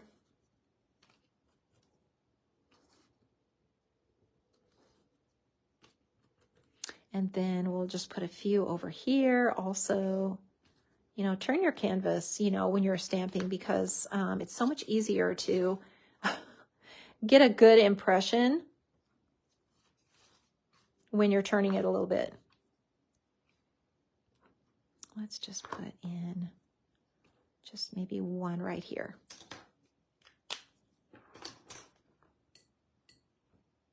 So we're just kind of layering this all on. Now, you know, as we're going here, we're going to just keep a little of this detail, a little more of the detail, because these are more like accents now. We've got our background and, you know, we've got our grasses in here. So we want to kind of see this detail a little bit more.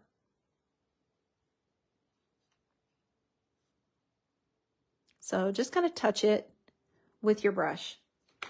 And now we can put in our florals. So these little guys. And we want to make these bright. So I'm going to use the red. I'm going to use the red, the 856 red. And I'm going to make sure I get this really dark on here because it's stamping over the top of that green. And then I'm going to use the that dark green. So the 346 dark green.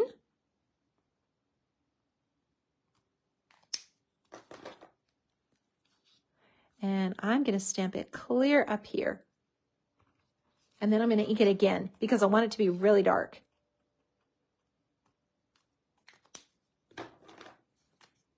Oops. We want that dark green.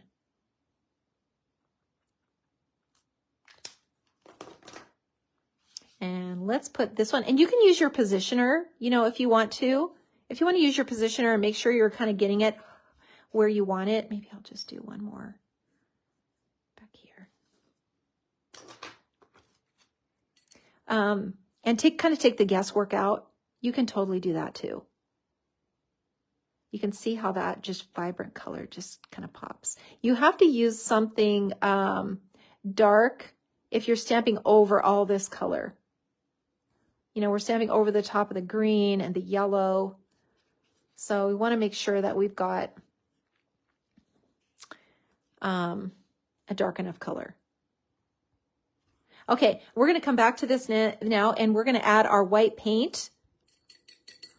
Once we've got everything else done, and it looks like we do, looks like we've got everything else finished on here. So let's just go in and do the white paint, which changes everything. This is just like such a fun, look at the difference here, you guys. These never turn out the same. Look at the difference between this one and this one. They're just, you know what? Even if you use all the same stamps, like they just turn out different every time.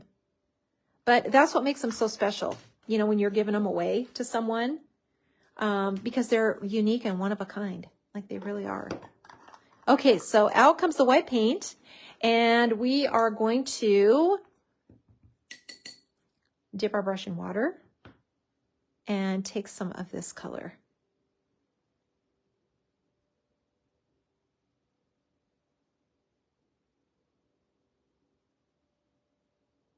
So I'm dipping my brush in water just so I can kind of make this a little bit thinner.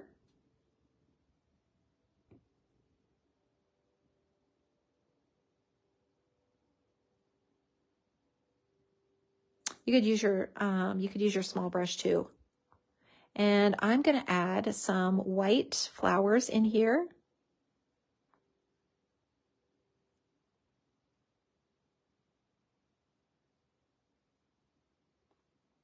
And maybe a few over here.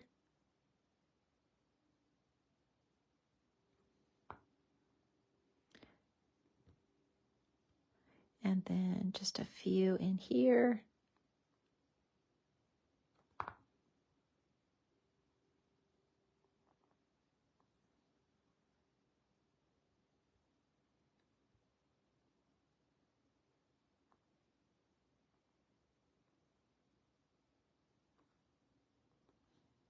And if you know, look how thin this is. You know, it's pretty transparent. It's because I've really thinned it out. So just go over it again because you want to make sure that's really white.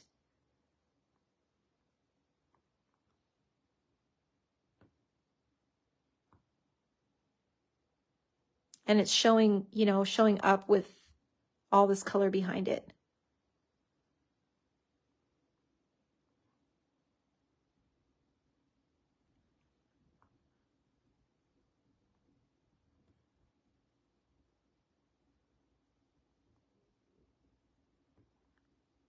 And we're just putting all these little white flowers in.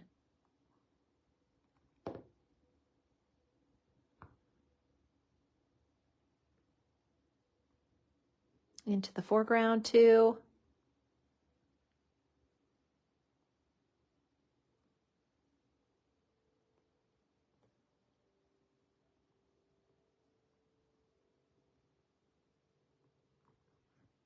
Okay.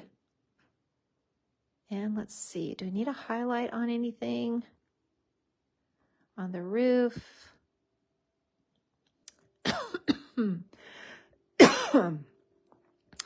I don't think so. Okay, I think we're good. Clean my brush off. Close the lid. And now you can add some centers to these little flowers if you want to. So we could just add some orange.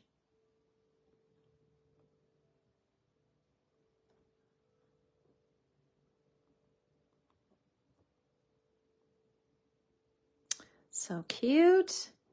And we need to make the little cross on the steeple. And so we got to do that with the twin tone.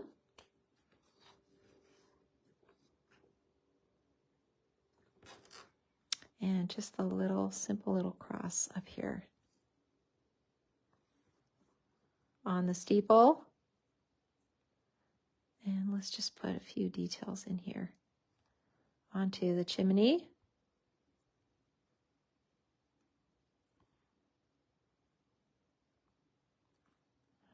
You know, you can just add a few little branches onto your tree too if you want to.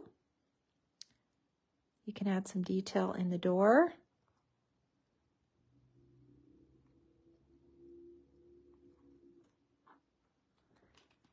Okay.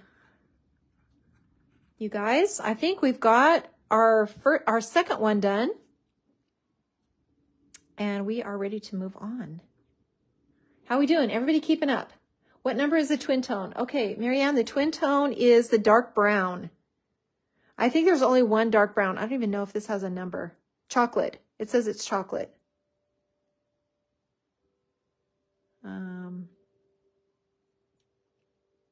This is the one that I use most of the time. This one and the dark blue. So these two. These two I use most of the time. Okay. Love the contrast of the wildflower. Yes, me too, Vicky. Me too.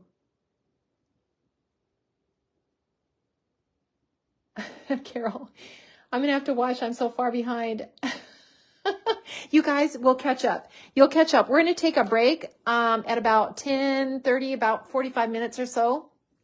We're going to take a break, and then you guys can catch up, and I will be back on again. All right, let's go to the next one. Let's get this one done, and then we'll take a break. So what comes after this one? Okay, so the little Palm Sunday.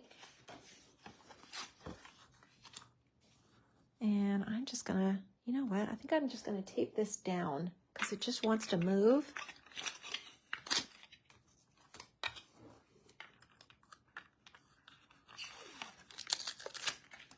This is the handiest stuff to have. You guys, how much do you use your Post-it tape? I use mine like daily, absolutely daily. Okay, so now this has been inked in the two colors. So the dark blue and the dark brown, and stamped off twice.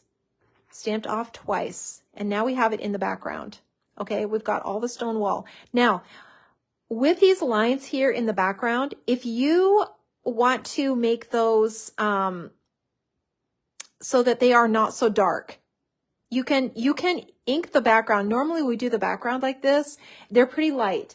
And we use something like the really light gray to do the background because we're adding the grasses and all of that. So what I do in this case, when I want to just stamp everything the same because the lines are small, is I take my eraser and I just take some of the color off. Now it's not going to change the shape of the lines, but when you go to pull the color out, there will be less color in here. There will just be less color. And so it'll be easier to cover. So that's what I do. It's just kind of a good trick. and it works great. All right, so now let's keep going here. So now that we've we've inked all of this, stamped it off twice, we're going to pull the color where it's the darkest first, and that would be inside this area right here. Inside this little arch. And you can see that already just sets everything back and changes the perspective. This here on the outside, this is also dark because this arch comes forward a little bit. Now up here, you won't see it as much as you will on the side. And a little bit down this way too. See how that comes forward, brings forward? Now this is a lip that's coming forward. So it's going to have a shadow under it like this.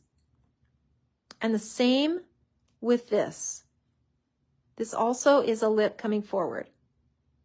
Now the rest of these lines, you can add a little bit of water to, but we want to get our foliage in first before we get too much ink on here.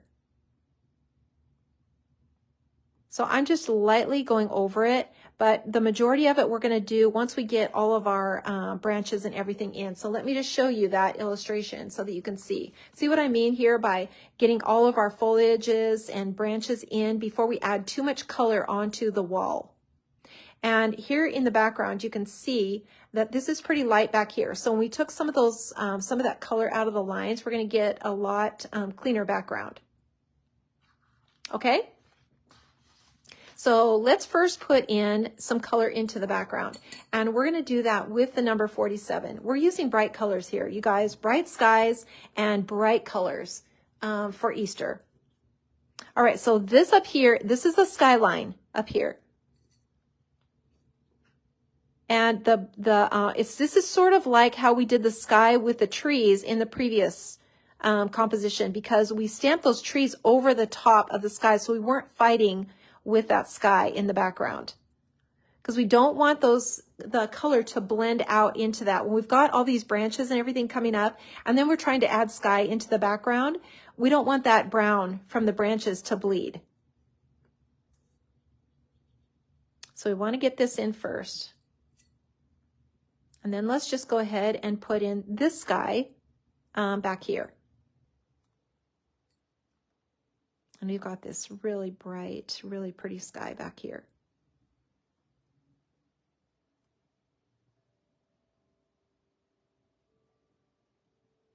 Be careful around that little donkey's ears so that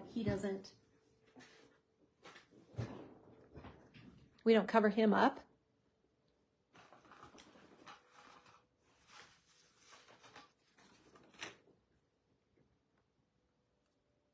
And this, we want this to be pretty dark back in here. So I'm going to add a little more of this color.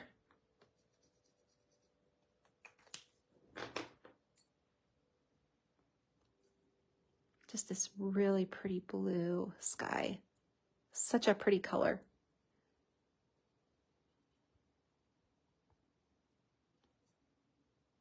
Okay, now let's get some color onto the hills in the background.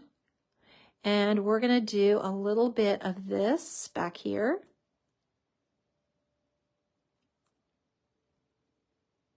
And really, really lightly in the background.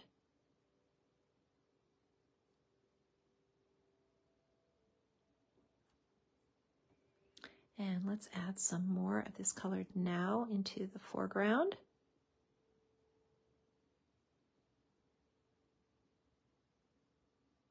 And the same here.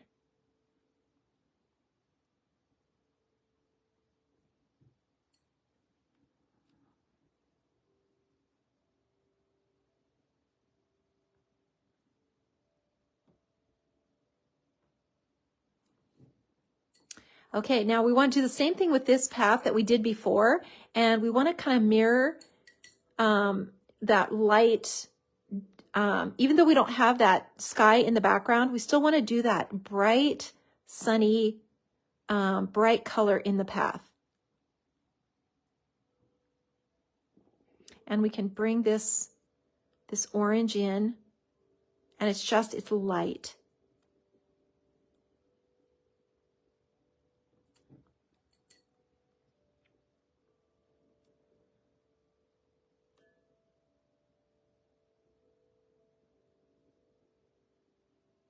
We've got our little background in here. Okay, so now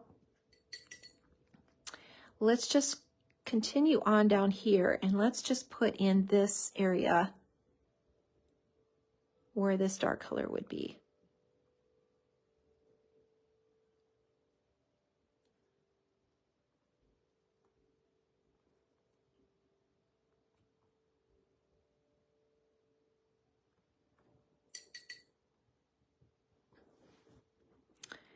And let's just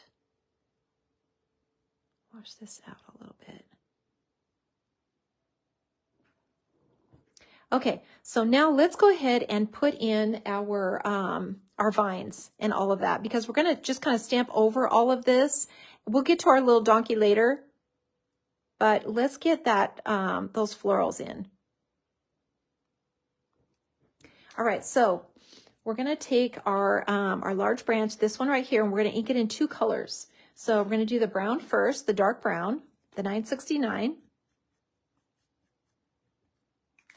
and the dark green, the 249, right over the top.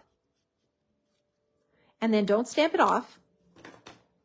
You're gonna stamp it just kind of off to the side here, just like this. And then maybe another one just kind of down here, like that. And now we're gonna ink it again. So the dark brown, and then the dark green, the 247, just right over the top. And now we're gonna do this up here. So we're gonna go up here to this one, and then just kind of come, right over the top, and just sort of start to come back down. And we could just do maybe just another little one that just kind of comes off the side. So we've really got just, a couple of branches here coming off to the side, and then we can add in some of the smaller branches like this one later on. So the first thing that we're going to do is we're going to put in our vine, and that is this one. We're going to start out with the 249 first, and then we're going to go back over it with that really dark green.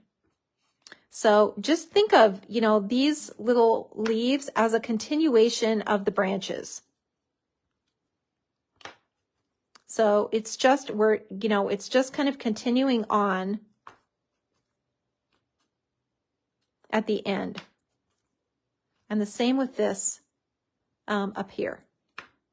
So see, I'm just kind of adding it to the branch, to the end of the branch.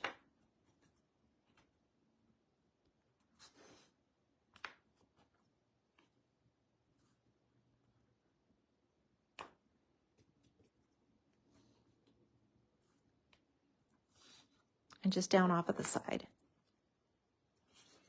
Maybe just another one here. And this is another one of those things that is going to be different every time you do it. Just literally every time. It's going to look different because it's a one-of-a-kind. That's a one-of-a-kind original.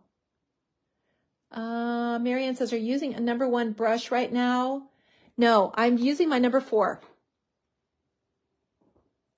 Marianne says, do you have a tutorial on how to build a journal? Yes, Marianne. Yes, from the very beginning, when we first started, there are tutorials on how to put the journal together. And we're going to do it today too. So I'll kind of go over that when we go to assemble the journal. I'll kind of show you how it goes together, but it's really, really simple. Kathy Hood, so far behind. Don't worry, Kathy. It's going to stay on here. You can go back and check. And maybe you can catch up a little bit when we take a break. All right. So now that we've got our foliage in, now we're going to add the water. So in this case, it's just going to be dabbing.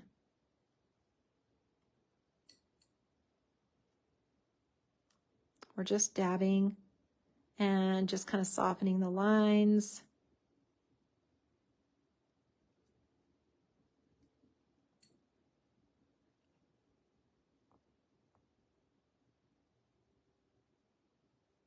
And just touching it. You can see I've kind of got a lot of water on my brush. You can see that. Do you see how that got quite a bit of water on here? Because I want it to be really kind of soft, and then I'm going to come over it again with that dark, really dark green, sort of like an accent.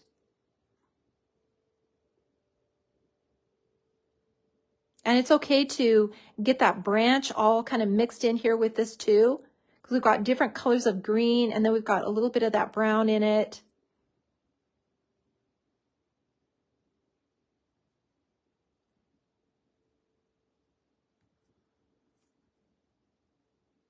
And you know, it will all come together.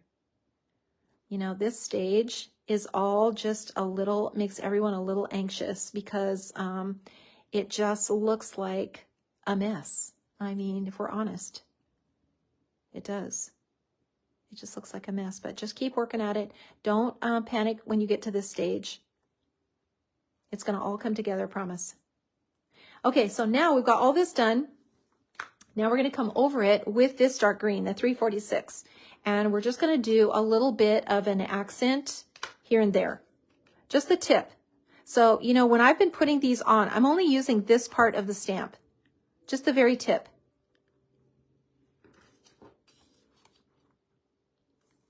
And I'm going to just add in a little bit of this really bright green.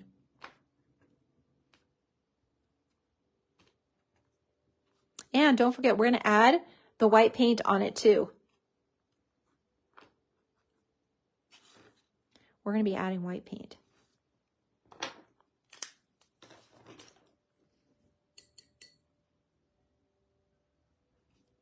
So now we can just kind of touch this and just pull a little of this color out. And you can always come back here if you want to add a little bit more of this.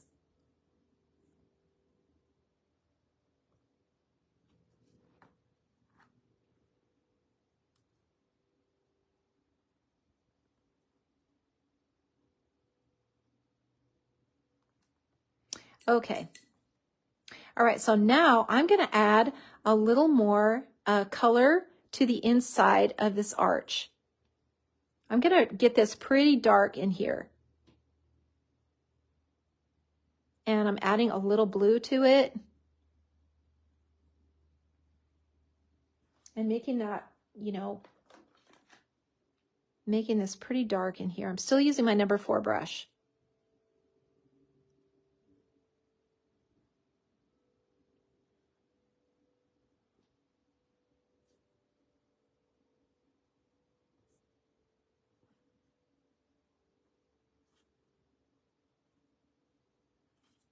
Okay, so now we're gonna add a little more color to the stone wall.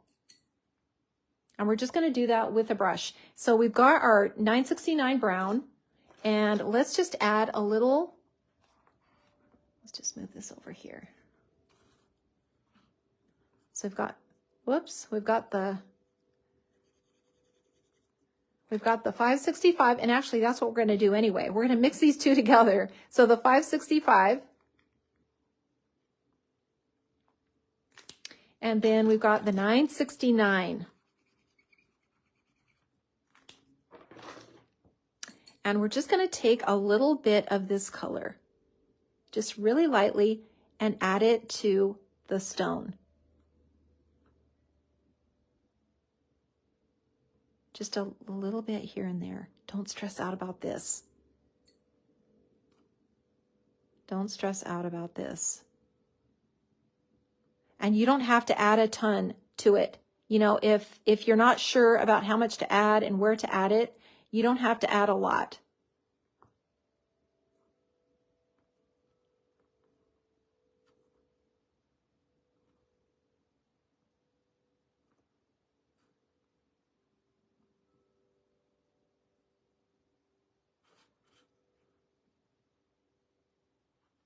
And then I'm going to take my twin tone, my brown, and I am going to just add a little bit into where the cracks are.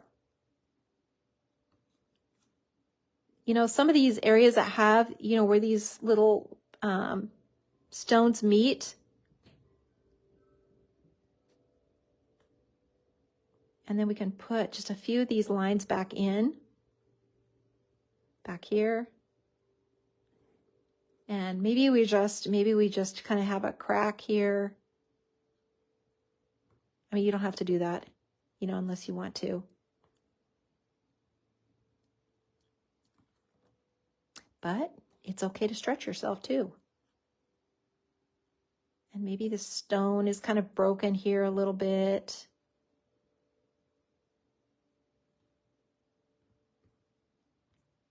And the wall is just going to start to look a little older just by all these little steps. So it's not really just one step in itself. It's just doing all of these little things together.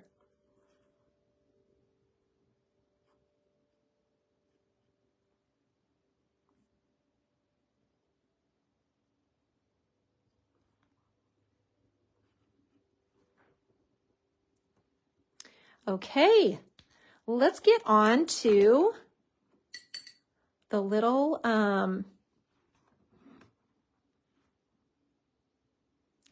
donkey. I'm just going to add a little blue here too. You know, it's the mix of color. You know, it's adding a mix of color. And, you know, just putting it on makes a big difference. And putting a little shadow in here. So kind of, you know, where this branch kind of hangs over.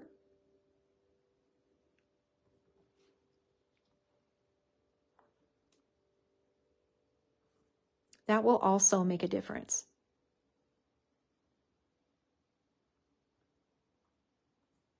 You know, where it looks like it's just hanging over.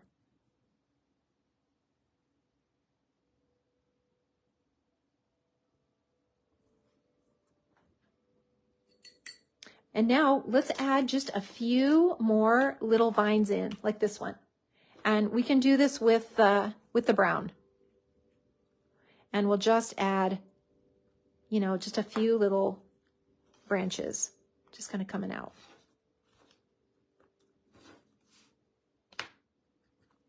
Maybe just another one kind of in here. All right. We're going to add the water, we're going to add the white paint to it, which is going to just change everything. So let's get on to the little donkey, and we're going to color him in the gray, or in the brown, and that's this 947 brown. So we're going to take some of this color, and we're just going to apply the color. Just start out really light, and I'm still using my number 4 brush, but I'm about ready to switch over to my, my number 1.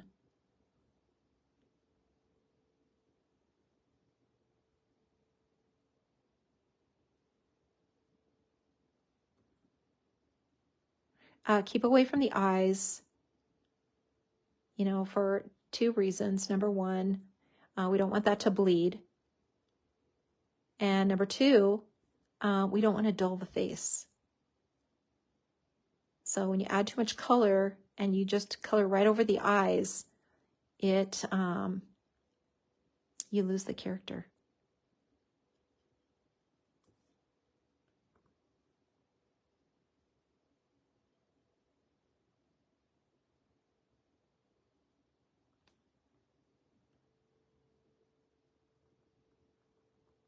And just add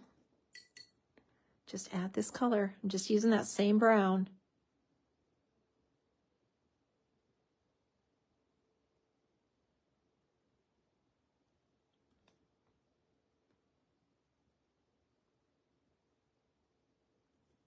The leg in the background, this one, is going to be darker.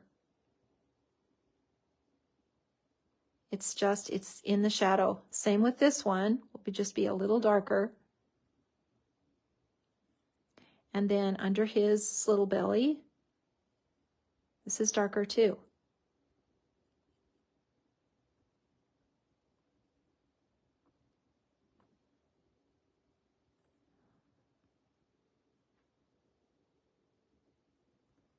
And just kind of layer that color on. You could add a little warm color to it with the yellow. You can mix a little yellow in it. And just warm that color up even more. But leave his back. You can see where I've left his back pretty light. And then I'm going to take a little of this pink and just give him a little pink cheek.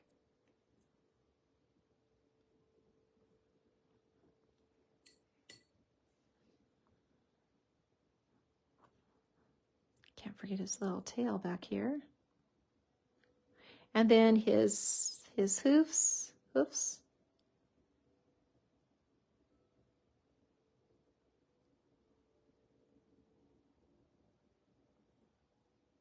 Darker.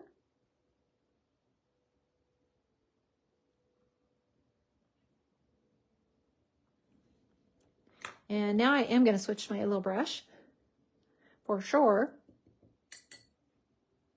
And I'm going to add some of this dark brown to his mane back here. I'm adding just a little bit more color to the lines that are already there. And a little more color to his hoofs.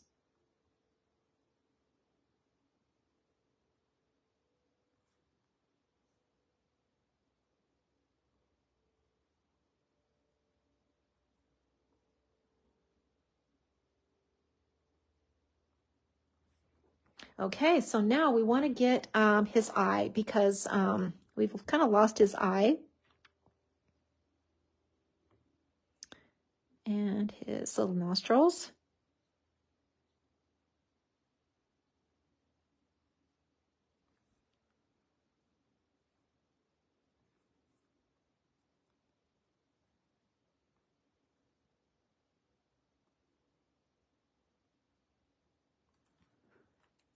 Okay. This is a really, really simple, that little donkey. Super simple to color. And that's it. That's it for him. So we're going to now, we're going to add some color into the foreground.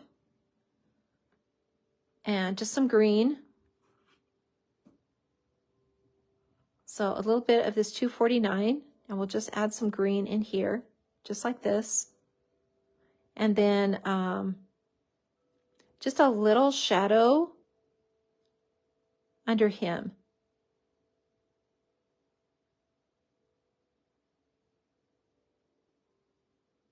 Just like that.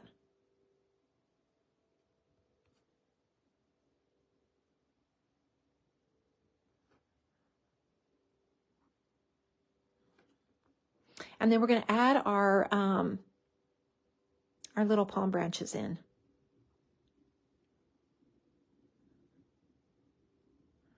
So let's just make sure we've got everything good here.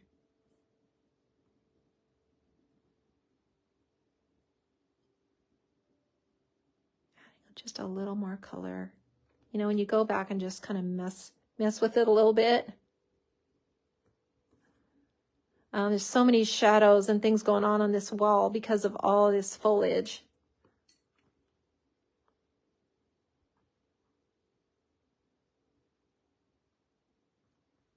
All right, so now let's put in our palm branches. We've got these right here. And we're going to do those in that bright green.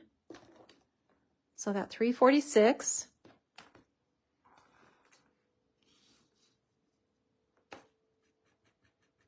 And we're just going to put these in just kind of however.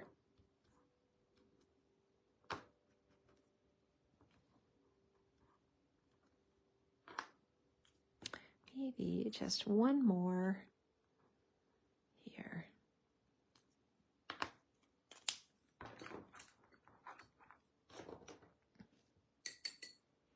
And then just a little bit of water. You know, we don't want to lose the shape of these because we want to see that they are palm branches.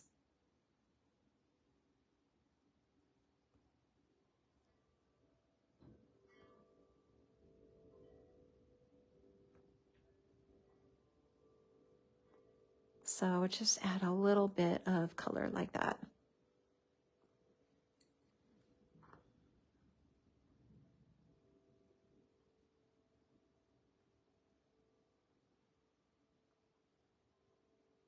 A little bit of color here.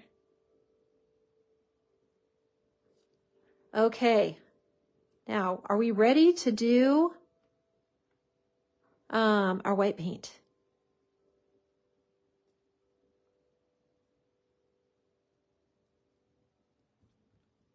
I just really like that really deep blue sky. It's just so cute. All right, so let's do that. Let's put in our white paint now. And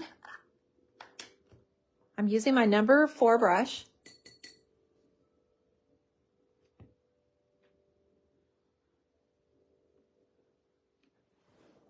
And just kind of dipping it in the water.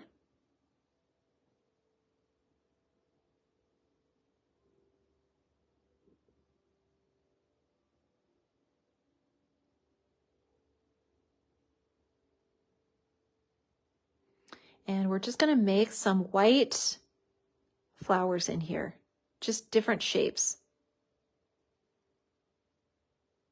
Just all kinds of them. So that's why, you know, it really doesn't matter how you end up stamping the greenery in here. You're really just kind of getting a backdrop for all of these white flowers. So if you feel like, oh, I got too much in there, or my ink doesn't look even, that doesn't matter at all. Because the white just adds so much.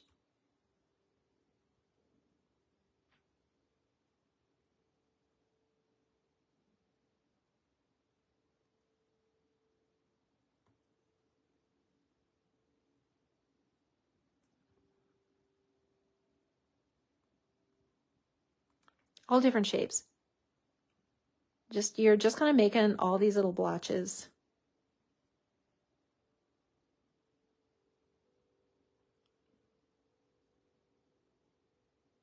Big and small.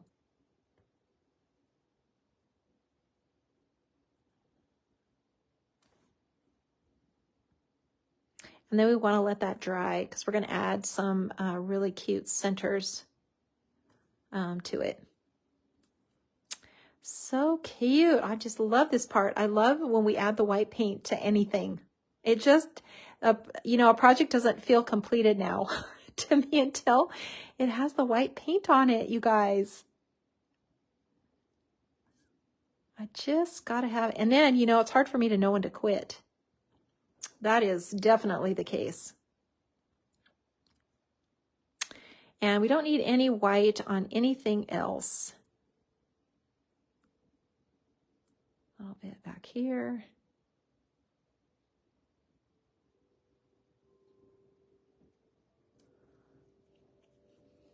Adding a little highlight on things just changes everything.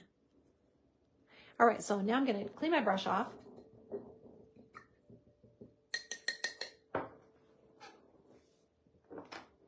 Close the lid because can't tell you how many times I've forgotten to close the lid.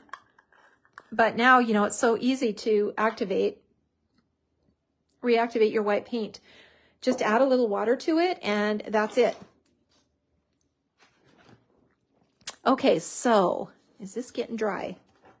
Let's kind of move this out of the way for now so we can see what we're doing and see if there's anything that we need to just change up, you know, with a twin tone. It's just, this little guy is just so cute. He had no idea that he had such an important job, did he? Carrying Jesus.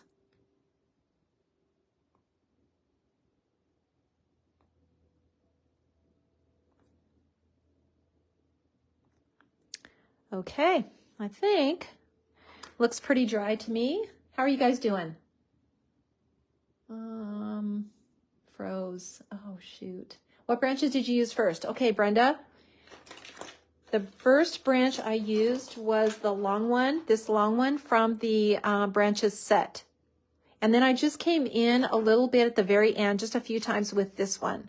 But this was the main one. And I just went one, inked it again with two colors.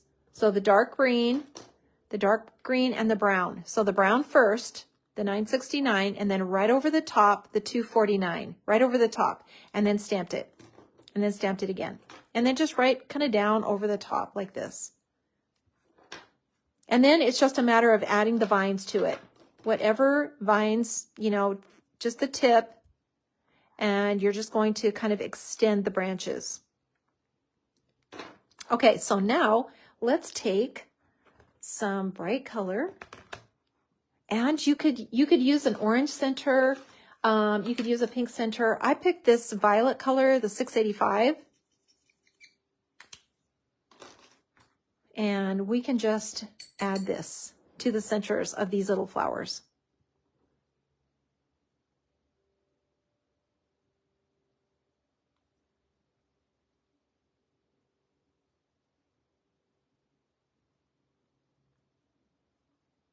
Just, you know, wherever.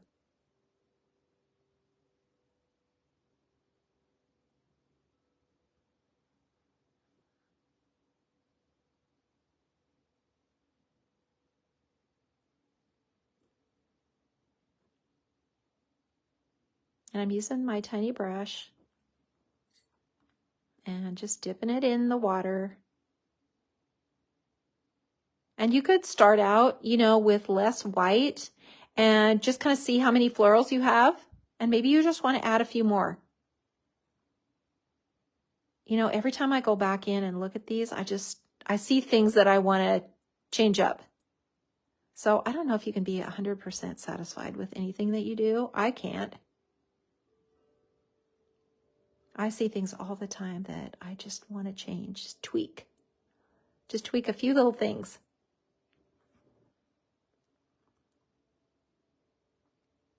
Okay. Is that just so cute? It's little purple centers, little violet centers. And like I said, you could change this out and make these centers whatever you want, yellow or orange, pink.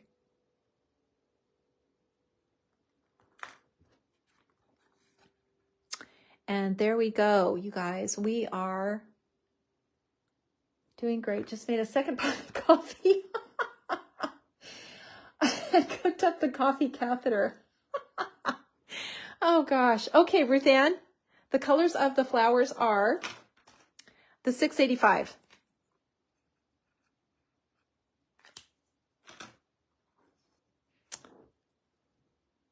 Color for the flowers. Okay, waiting for the flowers. Okay, Deborah, right up with you. Oh my gosh, good job.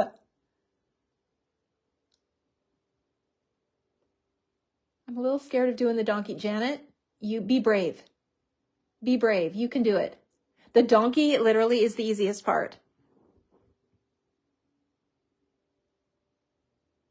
Roberta, she says, my Easter sets haven't arrived, so I can only watch. This isn't so bad. Much more relaxing. Yep, exactly. You just go back and do it in your own time, you know? And then you can pause and just rewind.